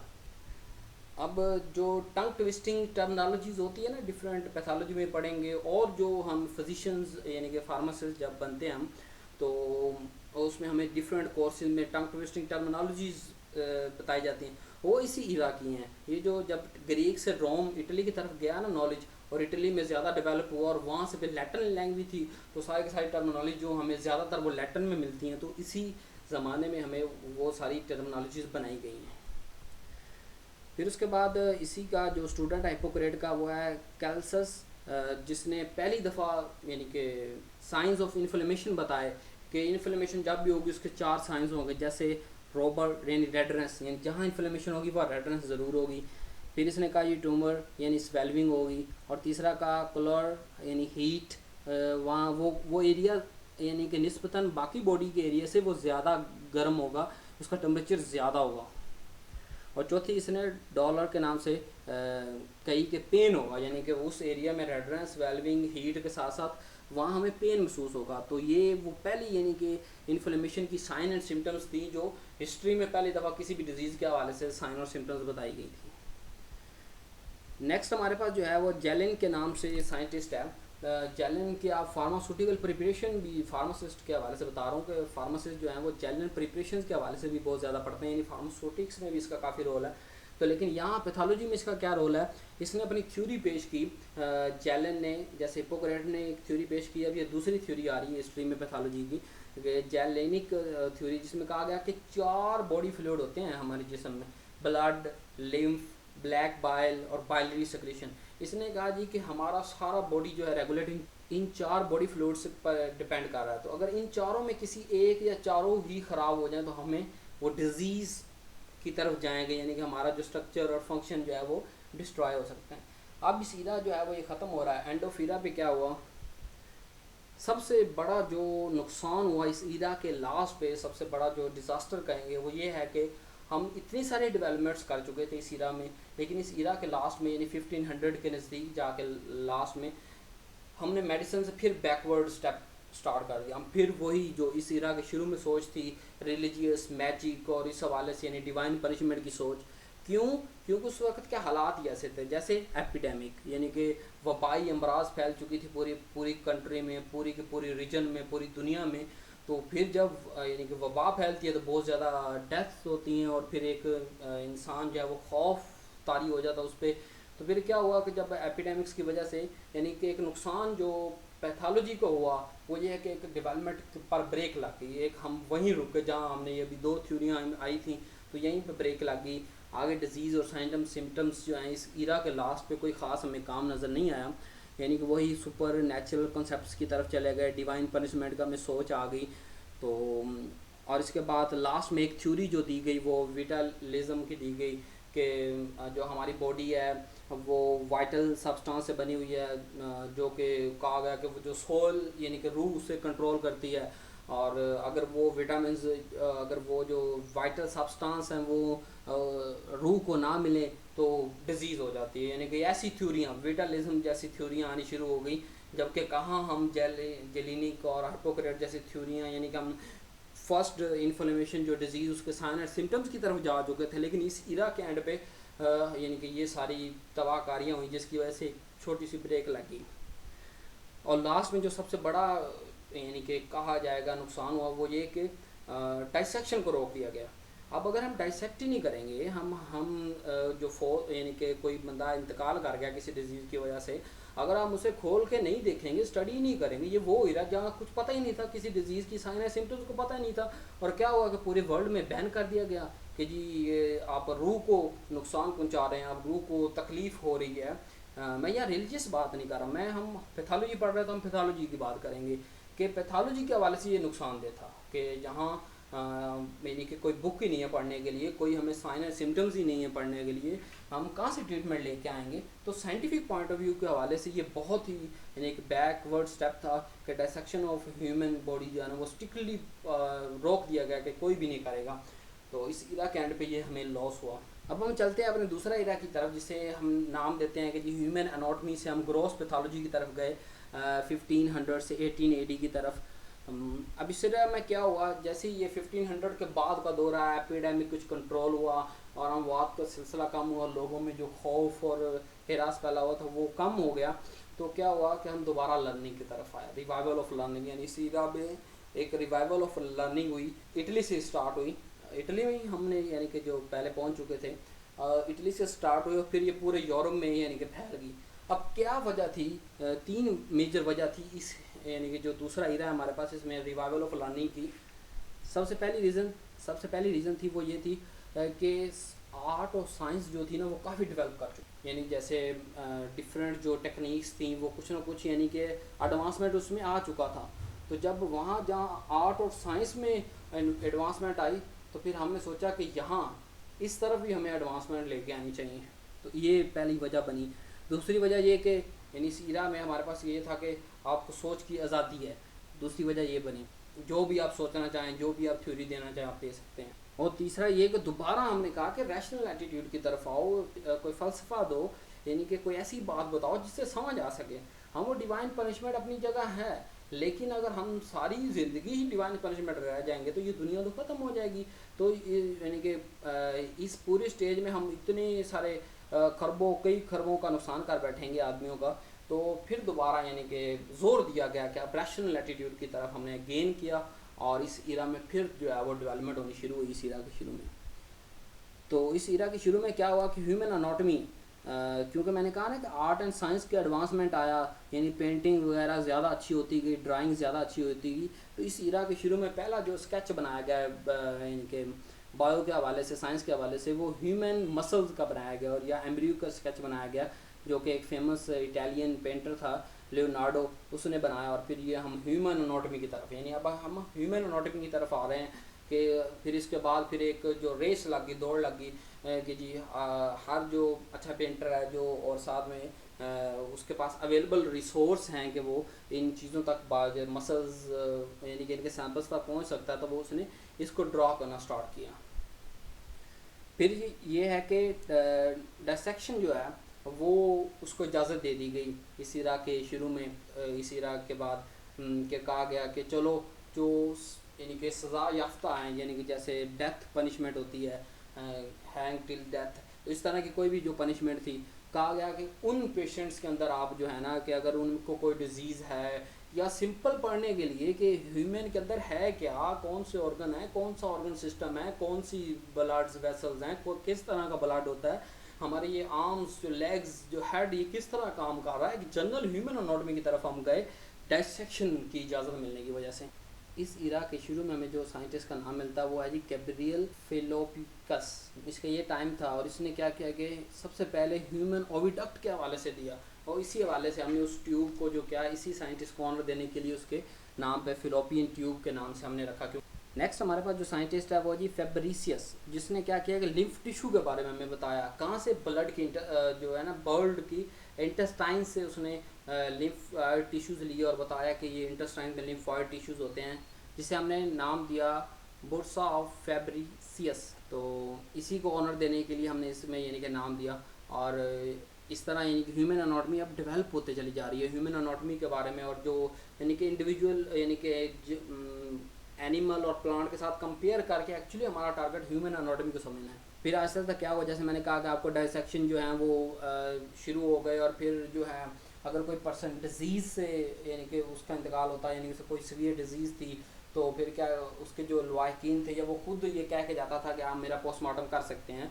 तो इस तरह एम्फी थिएटर्स कायम किए गए, जिसमें जो एंशिएंट यूरोप में जहाँ बहुत ज़्यादा पोस्टमार्टम स्टार्ट होना शुरू हो गए कि अच्छा इसे हार्ट की डिजीज़ थी, तो चलो उस पेशेंट का यानी कि पोस्टमार्टम किया गया आफ्टर डेथ, और देखा गया कि क्या क्या यानी कि हार्ट की जो भी उसे साइन और सिम्टम्स थे, तो उसके अंदर स्ट्रक्चर और फंक्शन में क्या तब्दीली आई, जितना को हमारे पास टेक्नोलॉजी थी उस हवाले से। इसके बाद हमें जो नाम मिलता है साइंटिस्ट का वो जी एंटोनी वैन ल्यूवेनहुक, जो कि वैसे कपड़े का ताजर था, लेकिन हॉलैंड में रहता था। इसने पहली दफ़ा यानी कि ये जो ना लेंस पे काम करता था, यानी इंडिविजुअल जैसे शौक होता है ना किसी का, तो इसका ये शौक था, पैशन था कि ये इसको ग्राइंड करता रहता था लेंस को। तो इसने ग्राइंड करते करते इसने ऑब्ज़र्व किया कि इस लेंस से तो वो चीज़ें नज़र आ जाती हैं जो हम आम आँख से नहीं देख सकते। जैसे इसने ब्लड में देखा कि ब्लड में कुछ ऐसी चीज़ें हैं, इसने उसे नाम नहीं दिया कि ब्लड सेल हैं, ये अभी वहाँ नहीं पहुँचे अभी हम। अभी उसने बस ये कहा कि जैसे आम आँख से ये एक लिक्विड सा नज़र आ रहा, तो ये लिक्विड तो है लेकिन इसके अंदर काफ़ी सारी और चीज़ें भी हैं। और दूसरा फिर मेल स्पर्मेटोजोआ के हवाले से भी इसने उसको भी ऑब्जर्वेशन में लेके आया, इसी अपनी जो खुद साख्ता जो उसकी लेंस की ग्राइंडिंग थी उससे। तो ये फिर एक और नया स्टेप आया कि हम आम आँख की बजाय उस लेंस को इस्तेमाल करना शुरू कर दिया ह्यूमन अनाटॉमी को समझने के लिए। नेक्स्ट हमारे पास जो सबसे बड़ी अचीवमेंट हुई इस एरा के अंदर वो है हिस्टोलॉजिकल स्टेनिंग के डिफरेंट स्टेन इस्तेमाल किए गए। यानी कि इसमें क्या होता है कि टिश्यूज़ या सेल्स को हम स्टेन करते हैं, यानी कलर करते हैं, हम कोई भी कलर चूज़ करते हैं, उस टिश्यू को हम देते हैं, और देने के बाद क्या होता है कि यानी कि जैसे सेफ्रॉन का सबसे पहले इस्तेमाल हुआ मसल फाइबर्स पे। अब होता क्या है कि डिफरेंट सेल्स की अपनी अपनी प्रॉपर्टीज़ होती हैं, कोई सेफ्रॉन को एक्सेप्ट कर लेगा और अपने अंदर कलर डेवलप होने देगा, कोई नहीं करेगा, उसे रिटेन नहीं रखेगा।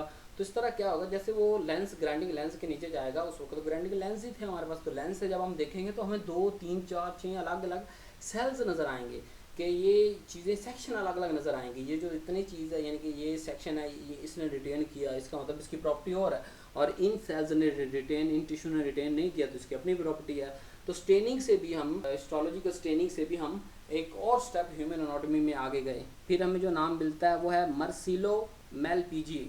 इसे फादर ऑफ हिस्टोलॉजी कहा जाता है क्योंकि इसने सबसे पहले हिस्टोलॉजी के अंदर बहुत ज़्यादा काम किया। जैसे इसने माइक्रोस्कोप फिर यानी कि इस्तेमाल की और कैपिलरीज़ को ऑब्जर्व किया, और कैपिलरीज बताया कि जी कैपिलरीज़ होती हैं यानी कि जो आम ये ब्लड यानी कि आर्टरीज और वेन के अलावा भी कोई तीसरी चीज़ होती है जिसे हम कैपिलरीज कहते हैं। तो ये इसने बताया, यानी टिश्यू पे बहुत ज़्यादा काम किया इस आदमी ने। और इस तरह स्किन लेयर को इसने डिस्क्राइब किया, तो उसी बुनियाद से हमने इसे Malpighian skin layer of skin का नाम दे दिया, जो इसने डिस्क्राइब किया था कि ऐसी ऐसी होती है। फिर लिम्फॉइड टिश्यू पे इसने अच्छा काम किया, स्प्लीन के अंदर बताया कि लिम्फॉइड टिश्यू होते हैं, उनका स्ट्रक्चर ऐसे ऐसे है, तो उसे हम मेलपीजियन कॉर्पसल्स का नाम दे दिया। जी नेक्स्ट हमारे पास है जी जियोवैनी बी मॉर्गिगनी। और ये एक्सेलेंट टीचर था अनाटॉमी का, अनाटॉमी पढ़ाता था, यानी कि जितना नॉलेज उस वक्त इकट्ठा हो चुका था तो उसको फिर आगे यानी कि स्टूडेंट्स को डिलीवर किया जाता। साथ साथ ये बहुत अच्छा राइटर भी था और प्रैक्टिस भी करता था। तो ये तीन क्वालिटी इसके अंदर, यानी कि एक तो टीचिंग स्किल थी, एक फिर राइटर वाली स्किल, और फिर ये खुद भी यानी कि प्रैक्टिस करता था जिससे इसे ज़्यादा नॉलेज हुआ। इसने तकरीबन अपनी ज़िंदगी में 700 पोस्टमार्टम की और उस पर एक किताब लिखी और उसे यानी कि अपनी क्लिनिकल फाइंडिंग के बारे में बताया कि इस पेशेंट को ये साइन एंड सिम्टम्स थी और इसके अंदर मैंने ये चेंजिंग स्ट्रक्चर और फंक्शन ऑब्जर्व की, इसके अंदर मैंने ये चेंजिंग की। तो ये एक वो पहली राइटिंग जो एक डिटेल क्लिनिकल फाइंडिंग के हवाले से सामने आती है, वो इसी की पब्लिकेशन है जो हमें मिलती है। और इसने सबसे पहले बुनियाद रखी क्लिनिको पैथोलॉजी मेथडोलॉजी की। इसने कहा जी कि अगर आपने प्रैक्टिस करनी है तो आपको पैथोलॉजी की मेथडोलॉजी आनी चाहिए, यानी कि आप टिश्यू को स्टेन कर सकते हो, उसको पढ़ सकते हो, समझ सकते हो कि इसमें क्या तब्दीली आई, और फिर बैकग्राउंड आपके पास नॉलेज होना चाहिए अगर आपने स्टडी ऑफ डिजीज़ के हवाले से। और साथ में इसने इंट्रोडक्शन करवाया कि क्लिनिकल जो प्रैक्टिस थी उसको पैथोलॉजी के साथ कोरिलेट करके बताया कि देखें जिसके पास जितना अच्छा पैथोलॉजी का नॉलेज होगा वो उतना अच्छा डिजीज़ को डायग्नोज भी कर सकेगा और मेडिसिन को प्रिस्क्राइब भी कर सकेगा। और इसके अलावा इसने जो लास्ट गेम किया वो ये कि इसने काज सिम्टम्स आउटकम ऑफ डिजीज़ का एक सीक्वेंस बना के बताया कि देखें ये फॉर एग्जाम्पल एक्स वाई जी थी एक डिजीज़, उसके अंदर ये ABCD सिम्टम्स हैं, ये EFGH इसकी काजेज़ हैं, और जब मैंने इसको ये फलां मेडिसिन इसमें इस्तेमाल की तो इसमें ये आउटकम्स आए, यानी डिजीज़ कम हो गई या सीवियर होगी जिस भी मेडिसिन से जो भी रिजल्ट आया, तो वो इसने सारा बताया डिटेल्स। नेक्स्ट हमारे पास है जी जॉन हंटर और विलियम हंटर। ये दोनों भाई थे। जॉन हंटर जो है वो सर्जन था, एंटोनोमिस्ट था, यानी कि एनाटॉमी भी जानता था लेकिन साथ में सर्जन था, और विलियम जो है वो ये मैन मिड वाइफ था। इन दोनों ने भी बहुत अच्छा काम किया। इन दोनों ने क्या किया कि तकरीबन 1300 सर्जिकल स्पेसिमन्स इन्होंने जमा की अपनी प्रैक्टिस के दौरान, और उसके लिए एक म्यूज़ियम इन्होंने यानी कि बनाया और इनको अरेंज किया डिफरेंट ऑर्गन सिस्टम्स को अलग अलग, कि ये हार्ट का अगर हार्ट फिर ब्लड वेसल्स और इस तरह यानी हार्ट सिस्टम को अलग कर दिया, ब्लड सर्कुलेटरी सिस्टम को अलग, लीवर को अलग, किडनी सिस्टम को अलग, जैसे जैसे उनके पास सर्जिकल स्पेसिमेंस थे उनके हवाले से इन्होंने ऑर्गन सिस्टम्स को अलग अलग करके बताया। और फिर इन्होंने कंपैरिजन भी किया विद एनिमल्स, यानी ह्यूमन के अलावा जो दूसरे एनिमल्स हैं उनके साथ, प्लस प्लांट के जो थे, ताकि हमें डिफ्रेंशिएशन हो सके, हमें पता चले कि अच्छा वहाँ भी सेल हैं, वहाँ ये वाले सेल हैं, यहाँ ये वाले, वहाँ इन सेल का ये फंक्शन, इनका ये है। तो काफ़ी डिटेल से इनकी ये भी यानी कि काम, दोनों भाइयों का बहुत अहम काम है हमारे पास। तो इन्होंने हंटेरियन म्यूज़ियम की बुनियाद रखी जो कि आज भी मौजूद है, जो कि आज loyal college of surgeon of London उनके यानी कि इस कॉलेज के सुपरविजन में यानी कि ये म्यूज़ियम आज भी कायम है, जिसके अंदर 1300 सर्जिकल स्पेसिमेन उस वक्त रखे थे और आज तो लाखों के हिसाब से वहाँ चीज़ यानी कि ये चीज़ अवेलेबल है हर चीज़। नेक्स्ट हमारे पास जो है इस इरा के लास्ट की तरफ हम जा रहे हैं। एक गाय हॉस्पिटल था जिसमें डिफरेंट कोलीग्स काम करते थे लंदन में, तो उन्होंने उनकी क्या क्या थी कंट्रीब्यूशन। सबसे पहले रिचर्ड ब्राइट था, इसने नॉन स्पोर्टिव नेफ्राइटिस के बारे हवाले में हमें बताया, जिसको हम ग्लोमेरुलस नेफ्राइटिस बाद में कहा, और उसको ऑनर देने के लिए ब्राइट डिजीज़ भी कह दी गई। अब ये क्या होती है, ये हम सेपरेट वीडियोस में जो भी डिजीज़ के नाम आ रहे हैं वो सारे के सारे हम बाद में डिस्कस करेंगे लेक्चर्स में। हर चीज़ जो आपके सिलेबस में आएगी उसे सेपरेट, इसलिए मैं यहाँ बस हिस्ट्री की तरफ जाते हुए आगे आपको नेक्स्ट चलते हैं हम। थॉमस एडिसन, बड़ा मशहूर नाम है। इसने पैथोलॉजी में क्या काम किया कि क्रोनिक एड्रीनोकॉर्टिकल इनसफिशिएंसी के हवाले से बताया, जिसे हम एडिसन डिजीज़ के हवाले से भी याद करते हैं। नेक्स्ट हमारे पास है थॉमस हुजकिन। उसने क्या ऑब्जर्व किया जी कि complex chronic enlargement of lymph nodes, यानी कि लिम्फ सिस्टम में जो लिम्फ नोड है उनका क्या यानी कि कैसे इन्लार्जमेंट होती है, किस वजह से इन्लार्जमेंट होती है। फिर लीवर की इन्लार्जमेंट के बारे में इसने बताया, स्प्लीन की इन्लार्जमेंट के बारे में बताया। तो इस तरह जो इसकी जो डिज़ीज़ थी उसे हमने यानी कि जो जिसके बारे में डिटेल से इसने बताया उसको हम हुजकिन डिजीज़ के नाम से इसको ऑनर देने के लिए हमने रखा। 18th सेंचुरी की लास्ट का बिल्कुल आ रहा है। ये इरा कैसे ख़त्म हुआ, ज़ेवियर बिचेट फ्रांस का ये था, और इसने वो बेसिक कॉन्सेप्ट दिया, यानी कि इसकी वजह से हम क्या किया, ह्यूमन अनाटॉमी से ग्रॉस पैथोलॉजी की तरफ चले गए। इसने कहा जी कि जो ऑर्गन है वो टिश्यू से बना हुआ है, और टिश्यू जो है वो आगे डिफरेंट सेल्स से बने हुए हैं, और पूरी की पूरी बॉडी यानी कि हम उससे एक अनाटॉमी के नाम नहीं रह सकते कि हम ह्यूमन अनाटॉमी हमने पढ़ ली और बस ह्यूमन अनाटॉमी की बुनियाद पे हम अपनी क्लिनिकल प्रैक्टिस स्टार्ट कर दें। उसने कहा कि ह्यूमन अनाटॉमी के बाद हमें आगे देखना पड़ेगा ग्रॉस पैथोलॉजी, जनरल पैथोलॉजी और सिस्टमेटिक पैथोलॉजी। उसने कहा कि जनरल पैथोलॉजी होती है कि जिसमें तमाम जो हमारे पास डायग्नोस्टिक टेक्निक्स होती हैं उसको अप्लाई कर दिया जाए, डिजीज़ के हवाले से, समझने के हवाले से, ओवरऑल सारे एस्पेक्ट्स जो हैं वो पैथोलॉजी को वो एक जगह जमा कर दो, जनरल पैथोलॉजी कहते हैं। जिसने कहा सिस्टमेटिक पैथोलॉजी को भी समझना चाहिए, यानी कि जैसे कार्डियोवैस्कुलर सिस्टम है तो कार्डियोवैस्कुलर पैथोलॉजी होगी एक अलग से, पल्मोनरी पैथोलॉजी होगी, रीनल पैथोलॉजी होगी, हिमेटोपैथोलॉजी होगी। तो उसने कहा जी कि हर, यानी कि हमें और डिटेल में जाना चाहिए और डेप्थ में जाके देखना चाहिए। तो ये वो इरा था जिसमें हम क्या कि ह्यूमन अनाटॉमी यानी कि सीखते सीखते लास्ट में हम जाके ग्रॉस पैथोलॉजी की तरफ चले गए कि हमें अनाटॉमी के बाद आगे पैथोलॉजी की भी स्पेस निकल आई और पैथोलॉजी को और समझना हमने शुरू कर दिया। नेक्स्ट जो इरा इसमें हमारे पास क्या हो कि टेक्नोलॉजी एडवांसमेंट हुई और सेलुलर पैथोलॉजी तक पहुँचे। पीछे हम क्या तक टिश्यू तक पहुँचे थे, या इस तरह कह लें कि आप हम यानी कि पैथोलॉजी की हमने सब डिवीजन स्टार्ट की थी, आगे हम सेलुलर बेसिक पैथोलॉजी के पॉइंट पर पहुँचे इस इरा के अंदर। अब इसके मिडल ऑफ 19th सेंचुरी से इसकी हिस्ट्री मिलती है। इसमें ये कहा गया कि क्लिनिकल मैनिफेस्टेशन की गई डिज़ीज़ की, यानी कि ग्रॉस पैथोलॉजी मतलब ओवरऑल यानी कि मैक्रोस्कोपिक जो मैनिफेस्टेशन होती है, आम आँख से जो चीज़ें नज़र आ जाती हैं उस पर फोकस किया गया कि अच्छा जो ऑब्जर्व करेंगे क्या क्या चीज़ें, यानी कि जैसे डायसेक्शन किए जा रहे थे, ऑटोप्सी की जा रही थी। ऑटोप्सी यही होती है कि जैसे कि कोई पर्सन डिजीज़ से यानी कि इंतकाल कर गया और उसके बाद उसका पोस्टमार्टम किया गया सिर्फ उस डिज़ीज़ को जानने के लिए, उसे कहते हैं ऑटोप्सी। तो ऑटोप्सी के मेथड को हमने लेते हुए, उसको अपनाते हुए, हमने पूरी जितनी भी डिज़ीज़ हमें अवेलेबल थे, पेशेंट्स जो भी डेड बॉडीज़ हमें यानी कि मिली अवेलेबल जो भी थी, उन सब पे हमने यानी कि ये method of study of disease यही ऑटोप्सी वाला बनाया कि उसको पोस्टमार्टम किया जाए, उसके बाद उसकी क्लिनिकल फाइंडिंग को जमा करके एक जगह कर दिया जाए, फिर वो क्या होगा आगे नेक्स्ट वाले जनरेशन के लिए काम आएंगी। फिर नेक्स्ट एक जो सीरा में जो सबसे बड़ा स्टेप हुआ वो ये कि पहले अनाटॉमी थी, अनाटॉमी जो होता वही सर्जन होता था, लेकिन जैसे मैंने कहा पिछले इरा के लास्ट पे ही पैथोलॉजी की कुछ ना कुछ गूंज जो है वो सुनाई देना शुरू हो गई थी। तो इस इरा में भी जो है वो सर्जन जो है वो पैथोलॉजिस्ट हो गए कि जिसको पैथोलॉजी आती होगी वही सर्जरी और सर्जन की तरफ जाएगा और यानी कि इस शोबे की तरफ जाएगा और वो एक अच्छा सर्जन कामयाब हो, यानी कि ज़्यादा अच्छा सर्जन जो है वो साबित होता था जिसको पैथोलॉजी आती थी ज़्यादा। और इसके अलावा यह है कि पैथोलॉजी और फिर यानी कि डायग्नोस्टिक डिसिप्लिन में भी आना शुरू हुई कि उन्होंने कहा जी इसकी बुनियाद पे हम डायग्नोस करना चाहिए, हमें साइन और सिम्टम्स जो हैं वो लेके आने चाहिए, हमें पता होना चाहिए। और फिर क्या सेलुलर पैथोलॉजी की तरफ गए कि टिश्यू से आके भी सेल होते हैं और सेल में क्या होता है कि अगर सेल की हमें समझ आ जाए कि कौन सा सेल किस डिज़ीज़ में, जैसे आज के दौर में हमें सारा सेलुलर लेवल पे पता है कि फ़लाँ डिज़ीज़ में फ़लाँ सेल जो हैं वो उनका फंक्शन डेविएट हो जाता है, उनका फंक्शन कम हो जाता है, उनका फंक्शन ज़्यादा हो जाता है। तो इस तरह यानी कि जैसे जैसे टेक्नोलॉजी एडवांसमेंट हुई वैसे वैसे हमें यानी कि हम सेलुलर पैथोलॉजी की तरफ गए इस इरा के अंदर। जैसे हमें टेक्नोलॉजी एडवांसमेंट क्या हुई, हमारे पास ज़्यादा techniques I cutting of thin section, यानी कि जितना ब्रीक से ब्रीक सेक्शन टिश्यू को कटेगा उतना ज़्यादा वो वाज़ेह होगा। यानी अगर हम 10 ले रहे हैं टिश्यू की और उसमें से एक लेयर उतारने में कामयाब हो जाए और उसे स्टडी करें तो वो ज़्यादा हमें मैनिफेस्टेशन होगी, ज़्यादा वाज़ेह होगा हमारे पास।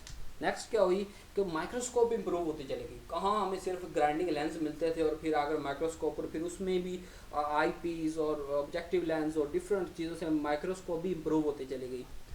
फिर जो है वो केमिकल इंडस्ट्री बड़ी फ्लरिश की इस इरा के अंदर, यानी जैसे हमने स्टेनिंग अभी हम बात करके आए थे शुरू में कि स्टेनिंग टिश्यू की जाती है जिससे हमें सारा कुछ पढ़ने को पता चलता है। तो केमिकल इंडस्ट्री जैसे फ्लोरिश की तो ज़्यादा से ज़्यादा हमारे पास डाइज आए जिससे हम ज़्यादा से ज़्यादा स्टेनिंग, पहले तो हमारे पास सेफ्रॉन था ना, वो कुछ सेल सेफ्रॉन को रिटेन करते थे कुछ नहीं करते थे, तो 2 क्लासिफिकेशन होती थी। अब हमारे पास इस इरा के अंदर तकरीबन हंड्रेड्स की तादाद में जो है डाइज हमारे पास सामने आए। तो हमें ज़्यादा यानी कि हमने 4, 5, 6 डाइज हमने अगर एक ही टिश्यू पे हमने उसको यानी कि सोल्यूशन उसका किया है, उसको स्टेनिंग की है, तो उसमें क्या हो कि वो 4-5 मुख्तलिफ, तो हमें पता चला जहाँ हम पहले सोच रहे थे कि 2 तरह के सेल हैं, लेकिन वहाँ 2 नहीं, वहाँ तो काफ़ी तरह के 4, 5, 6 जितने भी तरह के सेल थे एक टिश्यू के अंदर वो सारे वाजे होते चले गए। यानी जितना अच्छा डाई होगा, जितनी ज़्यादा वैरायटी डाइज की हमारे पास अवेलेबल होगी उतनी अच्छी ही हम स्टडी कर सकते हैं किसी भी टिश्यू की ऑर्गन की हेल्प। नेक्स्ट हमारे पास है जी लॉइस पास्चर का दौर आया। लॉइस पास्चर भी इस ईरा में है। इसके और बहुत से काम है साथ में, जो यहाँ काम अवेलेबल है वो है जर्म थ्योरी ऑफ डिजीज़। बड़ी सिंपल है। इसने पहली दफ़ा कहा कि इन्फेक्शियस डिजीज़ के हवाले से ये अब काम शुरू हो रहा है। इसने कहा जी कि जो डिजीज़ है वो किसी न किसी माइक्रो ऑर्गेनिज्म की वजह से होती है, यानी कुछ डिजीज़ ऐसी हैं जो माइक्रो ऑर्गेनिज्म होगा तो वो डिजीज़ होगी, और वो माइक्रो ऑर्गेनिज्म की अपनी प्रॉपर्टीज़ होती हैं, उसको उसकी बेस पे यानी कि जर्म थ्योरी उसने पेश की। उसने कहा कि जैसे कोई चीज़ ख़राब हो रही है तो उसमें भी यानी कि बैक्टीरिया थे, और फिर उसे वो इन्वायरमेंट मिला कि वो उसमें ग्रो करके उसने वो चीज़ें जो हैं जैसे वो ख़राब कर दी, और हमारे अंदर जो है माइक्रो ऑर्गेनिज्म की वजह से डिजीज़ हो गया, हमारा टिश्यू ख़राब कर दिया, हमारा सेल ख़राब कर दिया, हमारा ऑर्गन पूरे का पूरा ख़राब कर दिया, हमारा बॉडी पार्ट को ही ख़राब कर दिया। तो ये हम यानी कि एक इन्फेक्शियस डिजीज़ की तरफ ये पहला स्टेप था ये लॉइस पास्चर। फिर हमारे पास नेक्स्ट जो साइंटिस्ट मिलता है वो मिलता है जी GHA हैंसन, जर्मनी का था। इसने क्या किया, हैंसन बेसिलस यानी कि माइक्रो ऑर्गेनिज्म की वो बातें शुरू होगी ना, तो फिर माइक्रो ऑर्गेनिज्म की डिस्कवरी स्टार्ट होगी। जैसे इसने भी बैक्टीरिया की एक जो क्लास बेसिलस लेप्रोसी का कास्टिव एजेंट है उसको आइडेंटिफाई किया, उसे बताया कि ये इस तरह का होता है जी, लेप्रोसी का जो बैक्टीरिया होता है कास्टिव एजेंट होता है वो इस तरह का होता है। तो यानी कि हम अब जर्म माइक्रो ऑर्गेनिज्म की तरफ डिटेल से चलते जा रहे हैं इस सिरा के अंदर। इसीलिए हम यानी कि सेल पैथोलॉजी हमें इंडिविजुअल माइक्रो ऑर्गेनिज्म्स और उनके सेल्स के हवाले से पता चलता चला जा रहा है। फिर नेक्स्ट हमारे पास एडवर्ड जेनर का यानी कि दौर आया, जो कि रशियन ज़ूलॉजिस्ट था, यानी कि एनिमल का एक्सपर्ट था। इसने हमें क्या बताया, इसने कहा जी कि जो इन्फेक्शियस डिजीज़ होती है ना, उनका इम्यून टॉलरेंस और एलर्जी एमरजेंस के साथ बड़ा यानी कि है, इससे एलर्जी भी हो सकती है बाज़ दफ़ा। और इम्यून अगर हमारा जो है, उसने कहा जी कि इम्यून जो डिफेंस सिस्टम हमारे अंदर मौजूद है, अगर वो किसी तरीके से वो डैमेज हो जाता है तो उससे क्या होता है कि हम इसकी तरफ जाते हैं, बीमारी की तरफ, डिजीज़ की तरफ जाते हैं। और बाज़ ऐसा होता है कि जहाँ हम मेडिसिन ले रहे हैं तो उससे क्या हुआ कि इम्यून को ही नुकसान होना शुरू हो गया, तो वो डिज़ीज़ और सीवियर होती चली जाएगी। इसी तरह फिर इम्यूनाइजेशन का कॉन्सेप्ट आएगा, क्यों ना हम बॉडी को इम्यून कर दें एक्सटर्नल बाहर से, यानी कि मेडिसिन प्रोडक्ट्स इस्तेमाल करके या डिफरेंट वैक्सीनेशन के ज़रिए। एक सोच पैदा हुई, एडवर्ड जेनर ने जो सोच पैदा की उस दौर में, कि हम बाहर से, क्योंकि उसने अपने जो यानी कि जानवर्स को इम्यूनाइजेशन उसने पैदा की ना, तो उसने इसी तरह हम ह्यूमन के अंदर भी कर सकते हैं, ताकि वो अगर फॉर एग्जांपल सेल अंदर चले भी जाएं, माइक्रोऑर्गेनिज्म अंदर हो भी, अगर वो ह्यूमन इम्यूनिटी पहले से डेवलप हुई होगी तो वो उस माइक्रोऑर्गेनिज्म के खिलाफ एंटीबॉडीज़ बनाएगा और उसे डिस्ट्रॉय कर देगा। वाइट ब्लड सेल यानी फॉरेन पार्टिकल्स के खिलाफ एंटीबॉडीज़ बनाएगा, डिस्ट्रॉय कर देगा, या माइक्रोऑर्गेनिज्म को जो है वाइट ब्लड सेल तबाह कर देंगे। नेक्स्ट हमारे पास इस इरा में और जो है ना, यानी कि जैसे शुरू में बात की कि इसमें इंडस्ट्री ग्रो की, जहाँ पहले हमारे पास सिर्फ नेचुरल डाई थे, फिर हमारे पास सिंथेटिक डाई आने शुरू हो गए, और फिर जो दोनों तरीके के लिए इस्तेमाल शुरू कर दिया हमें। पहले तो हम सिर्फ हिस्टोलॉजिकल टिश्यू की स्टडी के लिए स्ट्रेन इस्तेमाल करते हैं, लेकिन इस इरा के अंदर हमने बैक्टीरियोलॉजी पर्पस के लिए, बैक्टीरिया को आइडेंटिफाई करने के लिए, उनको भी सेपरेट और जांचने के लिए, इन्फॉर्मेशन इकट्ठी करने के लिए हमने जो है वो सारी डिस्कशन स्टार्ट कर दी और उसको इस्तेमाल करना डाई को शुरू कर दिया। नेक्स्ट हमारे पास है जो साइंटिस्ट वो पाउल रिच, जो कि जर्मन फिजिशियन, इसके क्या क्या काम है जी। इसने सबसे पहले इम्यूनोलॉजी पे वर्क किया, और क्योंकि सोच तो पैदा हो चुकी थी इम्यूनोलॉजी भी एडवर्ड की वजह से, तो इसने जो इम्यूनोलॉजी करके दिखाई और एनिमल के अंदर, जिस वजह से नोबेल प्राइज़ भी दिया गया 1908 में। इसके अलावा ये हमारे पास ये है कि इसने एक टेस्ट यानी कि इसके हवाले से उसने एक एल्डिहाइड पहले रिएजेंट बनाया, जिसको उसी का नाम दिया जाता है। उसने एक टेस्ट इंट्रोड्यूस कराया जिस एरलिच टेस्ट कहते हैं, और जो किसके लिए इस्तेमाल होता है, यूरोबिलिनोजिन के यानी कि आइडेंटिफिकेशन के लिए हमारे पास इस्तेमाल होता है। स्टेनिंग को और ज़्यादा यानी कि अच्छे तरीके से इस्तेमाल करके सेल की स्टेनिंग करके भी दिखाई। पहले टिश्यू की स्टेनिंग होती थी, अब सेल लेवल पे स्टेनिंग हो रही है, और फिर साथ में बैक्टीरिया की स्टेनिंग स्टार्ट कर। और यही वो बंदा था जिसने क्लिनिकल पैथोलॉजी की फाउंडेशन रखी। इसने साबित कर दी ये चीज़, यानी अब तक ये चीज़ साबित हो चुकी थी कि पैथोलॉजी ही वो अहम चीज़ है जिसे क्लिनिकल के साथ लिंक करना चाहिए, जिसे क्लिनिकल के साथ बाउंडिंग बनानी चाहिए। अगर क्लिनिकल और जो है वो क्लिनिकल फार्मासिस्ट हो या फिजिशियन हो, उससे अगर पैथोलॉजी अच्छी आती होगी तो वही अच्छा डायग्नोज और वही अच्छा ट्रीटमेंट कर सकते। नेक्स्ट हमारे पास क्रिश्चियन ग्राम आते हैं। इसने बैक्टीरिया के स्टेनिंग के लिए क्रिस्टल वॉयलेट का एक डाई डेवलप किया, जिससे हमें और ज़्यादा बैक्टीरिया की टाइप्स के हवाले से पता चला। फिर नेक्स्ट जो आते हैं जी वो DL रोमेनोविस्की हैं, जो रशियन हैं, और इन्होंने भी स्टेन डेवलप किया किस चीज़ से, ईरोसिन और मिथाइलिन ब्लू के डेरिवेटिव से, जिससे हम ब्लड पेरिफेरल ब्लड फिल्म हम स्टेन कर सकते हैं और उसके बारे में हम पढ़ सकते थे। नेक्स्ट हमारे पास रॉबर्ट काउच आए, जर्मन जो थे, और इनका वर्क तो बिल्कुल बेसिक क्लासों में पढ़ाया जाता है कि काउच पाचुलेट हमारे पास जो है वो हमें यानी कि साइंटिस्ट ने दिए, जिससे हमें और ज़्यादा माइक्रो ऑर्गेनिजम्स के हवाले से हमारा कॉन्सेप्ट जो है वो और ज़्यादा वाजे हो चुका है। इन्फेक्शियस डिजीज़ के हवाले से हमारा कंसेप्ट और वाजे। इनके पास्टुलेट क्या कहते हैं? पहला पास्टुलेट ये था कि किसी भी हार्ट डिजीज़ के लिए ना बैक्टीरिया या माइक्रो ऑर्गेनिज्म का होना ज़रूरी है, यानी कि प्रेजेंस ऑफ माइक्रोऑर्गेनिज्म वो ज़रूरी है डिजीज़ अगर उस पर्सन में है।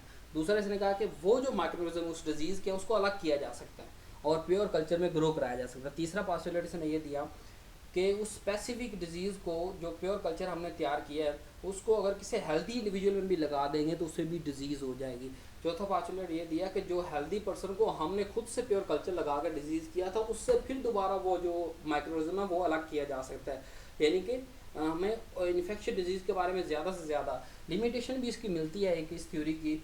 वो ये कि आज के दौर में हमें ये पता चला कि ज़रूरी नहीं है कि हर तरह के माइक्रोऑर्गेनिज्म को ही, जैसे लेप्रोसी है उसके माइक्रोऑर्गेनिज्म को प्योर कल्चर में ग्रो नहीं किया जा सकता, तो ये इसकी एक लिमिटेशन आ गई। इस तरह और बहुत सारी लिमिटेशन हैं इसकी, लेकिन एक उस वक़्त के दौर में ये बहुत बड़ी बात थी और बेसिक कंसेप्ट को समझाने के लिए कि कैसे इन्फेक्शियस डिजीज़ होती हैं, कैसे डिजीज़ प्रिवेल करती हैं, कैसे ये एपिडेमिक की शक्ल इख्तियार कर लेती हैं, तो ये बड़े अहम यानी कि उसने फिर काउच फिनोमेना इसने दिया और जिसमें समझाया कि माइक्रोऑर्गेनिज्म के हवाले से। और फिर इसने ना सिर्फ स्टेनिंग बल्कि फिक्सेशन, यानी हमने स्लाइड को तैयार करनी है, किसी बैक्टीरिया को देखना है या सेल को देखना है या टिश्यू को ऑब्जर्व करना है, तो उसके लिए उस स्लाइड पे उसको फिक्स करना बड़ा अहम होता है। वो जितना अच्छा फिक्स होगा तो ड्यूरिंग जब ऑब्जर्वेशन हो तो हमें कोई ट्रबल नहीं होगी। अगर वो फिक्सेशन अच्छा नहीं हुआ हुआ स्लाइड के साथ तो क्या होगा कि वो फिक्सेशन जो है वो अगर ख़राब हुई तो हम उसको अच्छा ऑब्जर्वेशन नहीं कर सकेंगे उसको पूरा क्लियरली। तो इसने टेक्निक्स डेवलप की जिससे हमने स्टेनिंग भी इम्प्रूव हुई और प्लस फिक्सेशन भी बैक्टीरिया के हवाले से ख़ास तौर पे। इसके बाद इसने ट्यूबरसल बेसिलाई यानी कि एक बैक्टीरिया की एक क्लास को भी डिस्कवर किया और बताया कि ये एक नई बैक्टीरिया की टाइप है, ये इसकी खसूसियात हैं, ये इसे आइडेंटिफाई इस तरह किया जा सकता है, इससे ये डिजीज़ होती है। नेक्स्ट इसने फिर एक साल बाद यानी 1883 के अंदर जो है ना कॉलरा विब्रियो ऑर्गेनिज्म के नाम से उसे भी डिस्कवर किया और उसके बारे में भी सारी डिटेल से बताया। फिर हमारे पास दो साइंटिस्ट आते हैं, माइक ग्रीनवाल्ड इन 1902 और गिम्सा। इनका क्या वर्क था? इन्होंने ब्लड स्टेन जो है वो ब्लड को स्टेन करने के लिए डाइज बनाए और फिर उसको क्लासीफाई करने की कोशिश की कि ब्लड सेल्स को डिफरेंट क्लासीफाई किया जा सके। और फिर बोन मैरो सेल में भी इसने स्टेनिंग स्टार्ट कर दी। तो कहाँ हम हिस्टोलॉजी की हिस्ट्री में खड़े थे, टिश्यू को स्टेन, फिर उसके बाद हिस्ट्री एक वक्त ऐसा आया हमने सेल को स्टेन किया, फिर बैक्टीरिया को स्टेन किया, डिफरेंट माइक्रोऑर्गेनिज्म को स्टेनिंग की, फिर हम और अंदर जाते कि ब्लड को यानी कि स्टेन किया, तो बोन मैरो को स्टेन किया। बेसिकली इस इरा के अंदर हम सेलुलर लेवल पे आ चुके हैं, यानी कि सेल को चाहे वो बैक्टीरिया की शक्ल में हो, ब्लड सेल की शक्ल में हो, वो बोन मैरो की शक्ल में हो, तो सेल लेवल पे आकर हमने पैथोलॉजी को स्टडी, इसीलिए कहा इस इरा को कहा गया कि हम टेक्नोलॉजी की वजह से सेलुलर पैथोलॉजी पर पहुंच चुके हैं। इस इरा के एंड पे क्या हुआ, रुडोल्फ विर्चू जो कि जर्मन साइंटिस्ट था जिसे फादर ऑफ सेलुलर पैथोलॉजी भी कहते हैं, इसने माइक्रोस्कोपिकल एग्जामिनेशन जो है ना वो डिजीज़ टिश्यू की सेलुलर लेवल पे और ज़्यादा अच्छे तरीके से जो ना वो स्टडी स्टार्ट कर दी और बहुत मेजर कंट्रीब्यूट किया। यानी बाकी लोगों ने तो एक एक काम किया ना, तरफ सेलुलर पैथोलॉजी की तरफ आना शुरू किया, लेकिन इस साइंटिस्ट ने ज़्यादा फोकस के साथ सिर्फ और सिर्फ यानी कि सेलुलर लेवल पे आके उस डिजीज़ टिश्यूज़ के हवाले से स्टडी की और एक यानी कि बहुत सारी टेक्निक्स को भी बताया और बहुत सारी डिस्कवरीज भी की, इसलिए इसका फादर ऑफ सेलुलर पैथोलॉजी कहा जाता है। इसने अपने दो मेजर हाइपोथेसिस भी दिए। इसने कहा जी कि दुनिया के तमाम जो सेल हैं वो किसी सेल से आए हों, यानी चाहे बेबी पैदा हो रहा है तो बेबी भी किसी दो सेल से मिलने की वजह से आगे सेल, यानी कि वो काफ़ी सारे सेल हो गए, यानी स्पर्म और एग पहले सेल हैं वो मिले और उसके बाद फिर बेबी पैदा हुआ जो कि पूरा सेल्स का बना हुआ, फिर इंडिविजुअल हो जाता है जो ट्रिलियन सेल का बना होता है। इस तरह इसने कहा जी कि माइक्रो ऑर्गेनिज्म की बात कर रहे हैं तो माइक्रो ऑर्गेनिज्म भी किसी न किसी तरीके से मैंने कि पहले कोई ना कोई माइक्रोऑर्गेनिज्म होता है तो वो उससे आगे उसके जो है रिप्रोडक्शन से मल्टीप्लिकेशन होते चली जा रही होती हैं। तो ये इसका पहला यानी कि हाइपोथेसिस का कि सारे जो सेल हैं वो सेल से ही आए हैं। और दूसरा ये कहा कि डिज़ीज़ जो है ना, डिज़ीज़ की पहली डेफिनेशन यानी कि इसने दी एक अच्छे में वर्ड्स में इसने कहा जी कि डिज़ीज़ नॉर्मल स्ट्रक्चर और फंक्शन जो है वो सेल का उनकी एक अल्टर फॉर्म है, उसकी एक तब्दील शुदा शक्ल है। और इस एरिया के एंड पे हमारे पास और क्या हुआ जी, क्लार्क लैंडस्टीनर आया जिसने मेजर ब्लड ग्रुप जो ABO ब्लड ग्रुप सिस्टम है, ब्लड ग्रुप सिस्टम इसने दिया 1900 में। और इसे फादर ऑफ ट्रांसफ्यूजन कहा जाता है कि जब हमें पता चल गया अच्छा एक A ब्लड ग्रुप एक B एक O ब्लड ग्रुप, अच्छा A को A लगेगा B को B, यानी कि वो पूरा कॉन्सेप्ट जैसे हमारे जेहन में है।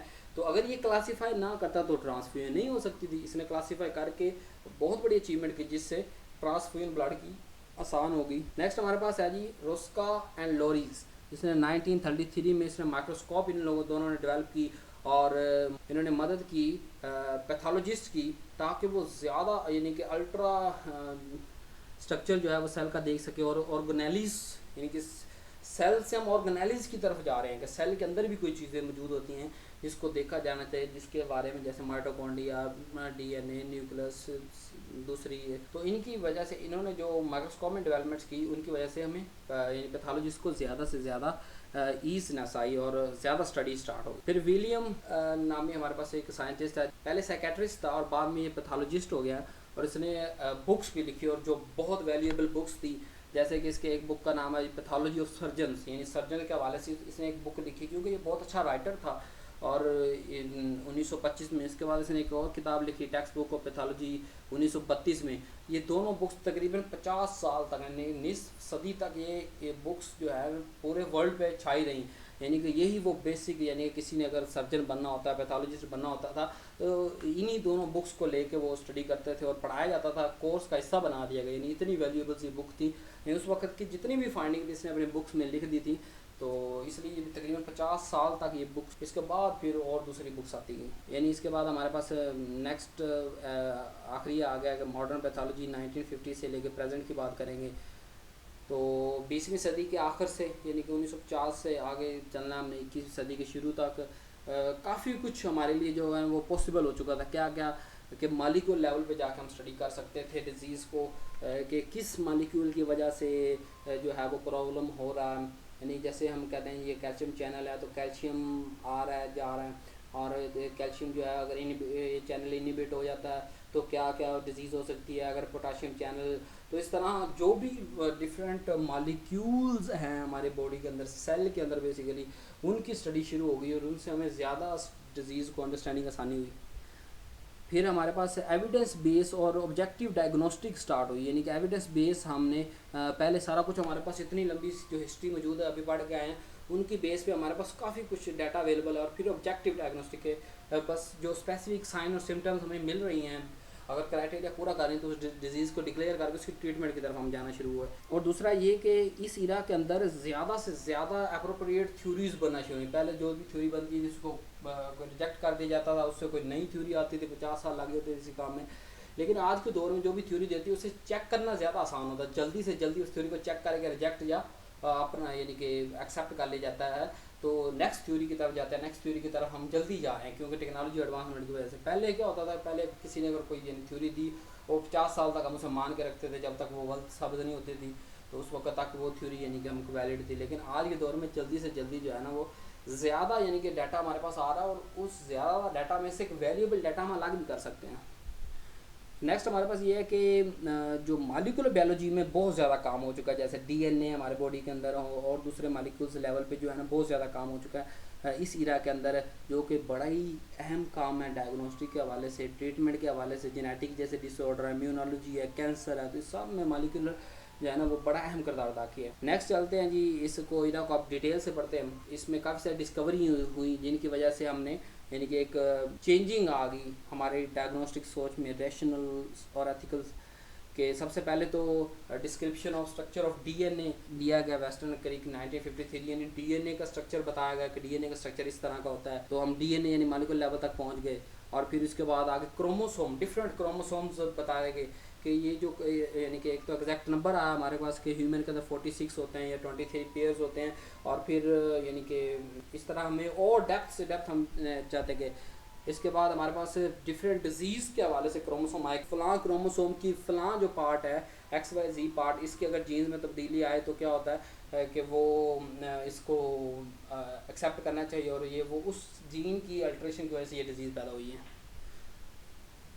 नेक्स्ट इसी तरह हमारे पास जो है कि हमने प्रोब सिस्टम इस्तेमाल करना शुरू कर दिया, DNA और RNA की सीक्वेंस स्टार्ट हो गई, जिससे ये होता है कि कट करके देख सकते थे, यानी कि राइबोसोम्स के अंदर से हम, यानी ऐसी टेक्निक्स आ गई, माइक्रोस्कोप्स आ गई, मॉलिक्यूलर ही प्रोब्स इस्तेमाल शुरू कर दिए, मॉलिक्यूलर कटर इस्तेमाल कर दिए, यानी कि वो माइक्रोरिज्म है, वो ख़ास जो है ना वो DNA के जाकर पार्ट काटेगा और उसकी जगह पे दूसरा नया लगा देगा और उसको हमारे लिए अवेलेबल कर देगा सोल्यूशन के अंदर, वो हम इस्तेमाल कर लेंगे, उसे पढ़ेंगे, उसे देखेंगे क्या सीक्वेंस है।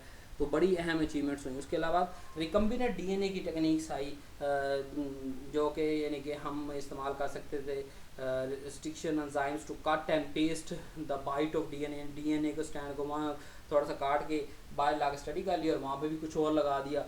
तो इस तरह पहले हमने ये सारा काम माइक्रोरिज्म में किया, ह्यूमन लेवल पे हो रहा है। इसके अलावा और हमारे पास क्या थी, PCR आई यानी पॉलीमरेज चेन रिएक्शन, जिसकी वजह से जो है वो DNA की सीक्वेंस ज़्यादा, यानी कि DNA और RNA की रिप्लिकेशन से क्या हुआ कि जल्दी से जल्दी हम वायरस को यानी PCR जो इसकी वजह से क्या होता है डायग्नोस्टिक टेक्निक के तौर पे इस्तेमाल किया जाता है कि चेक किया जाता है कि ये वाकई फ़लाँ वायरस का RNA है, फ़लाँ का यानी कि ये DNA है, जिससे क्या होता है कि हम जल्दी डायग्नोस्टिक पॉइंट उसके आउटपुट पे तक पहुंच सकते हैं।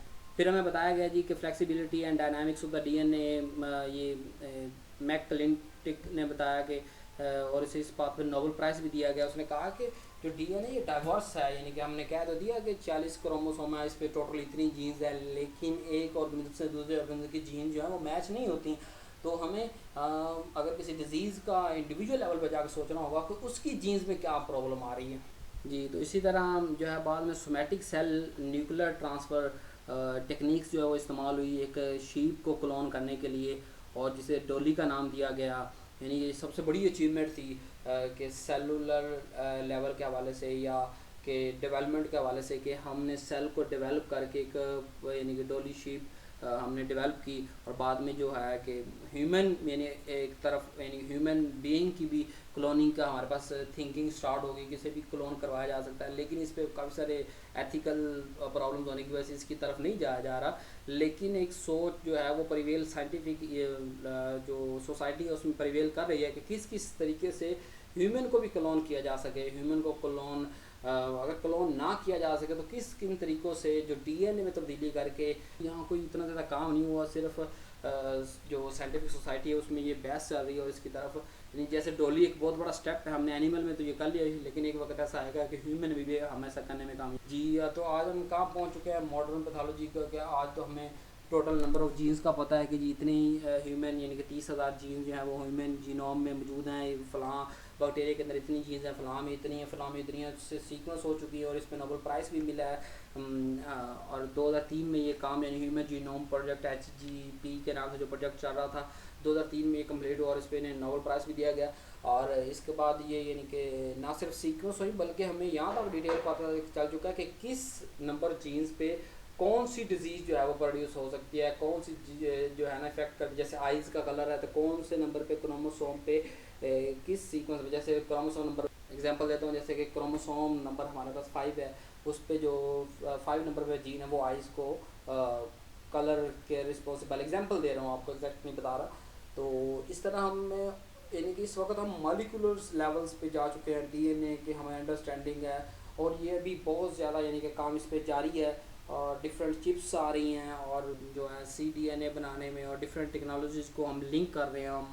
हमारे पास तो मॉलिक्यूलर बायोलॉजी की एक अलग से ब्रांच मौजूद है। तो फिर ये सारी की सारी जो काम है, ये सारे का सारा जो रिसर्च हम किस में इस्तेमाल कर रहे हैं, डायग्नोस्टिक में इस्तेमाल कर रहे हैं, अपनी बेटर अंडरस्टैंडिंग में इस्तेमाल कर रहे हैं, डिज़ीज़ को ज़्यादा समझने में इस्तेमाल कर रहे हैं। तो यहाँ पे आज का टॉपिक कंप्लीट होता है। Do not forget to subscribe our channel, press the bell icon to get more and latest videos. Good bye, thank you.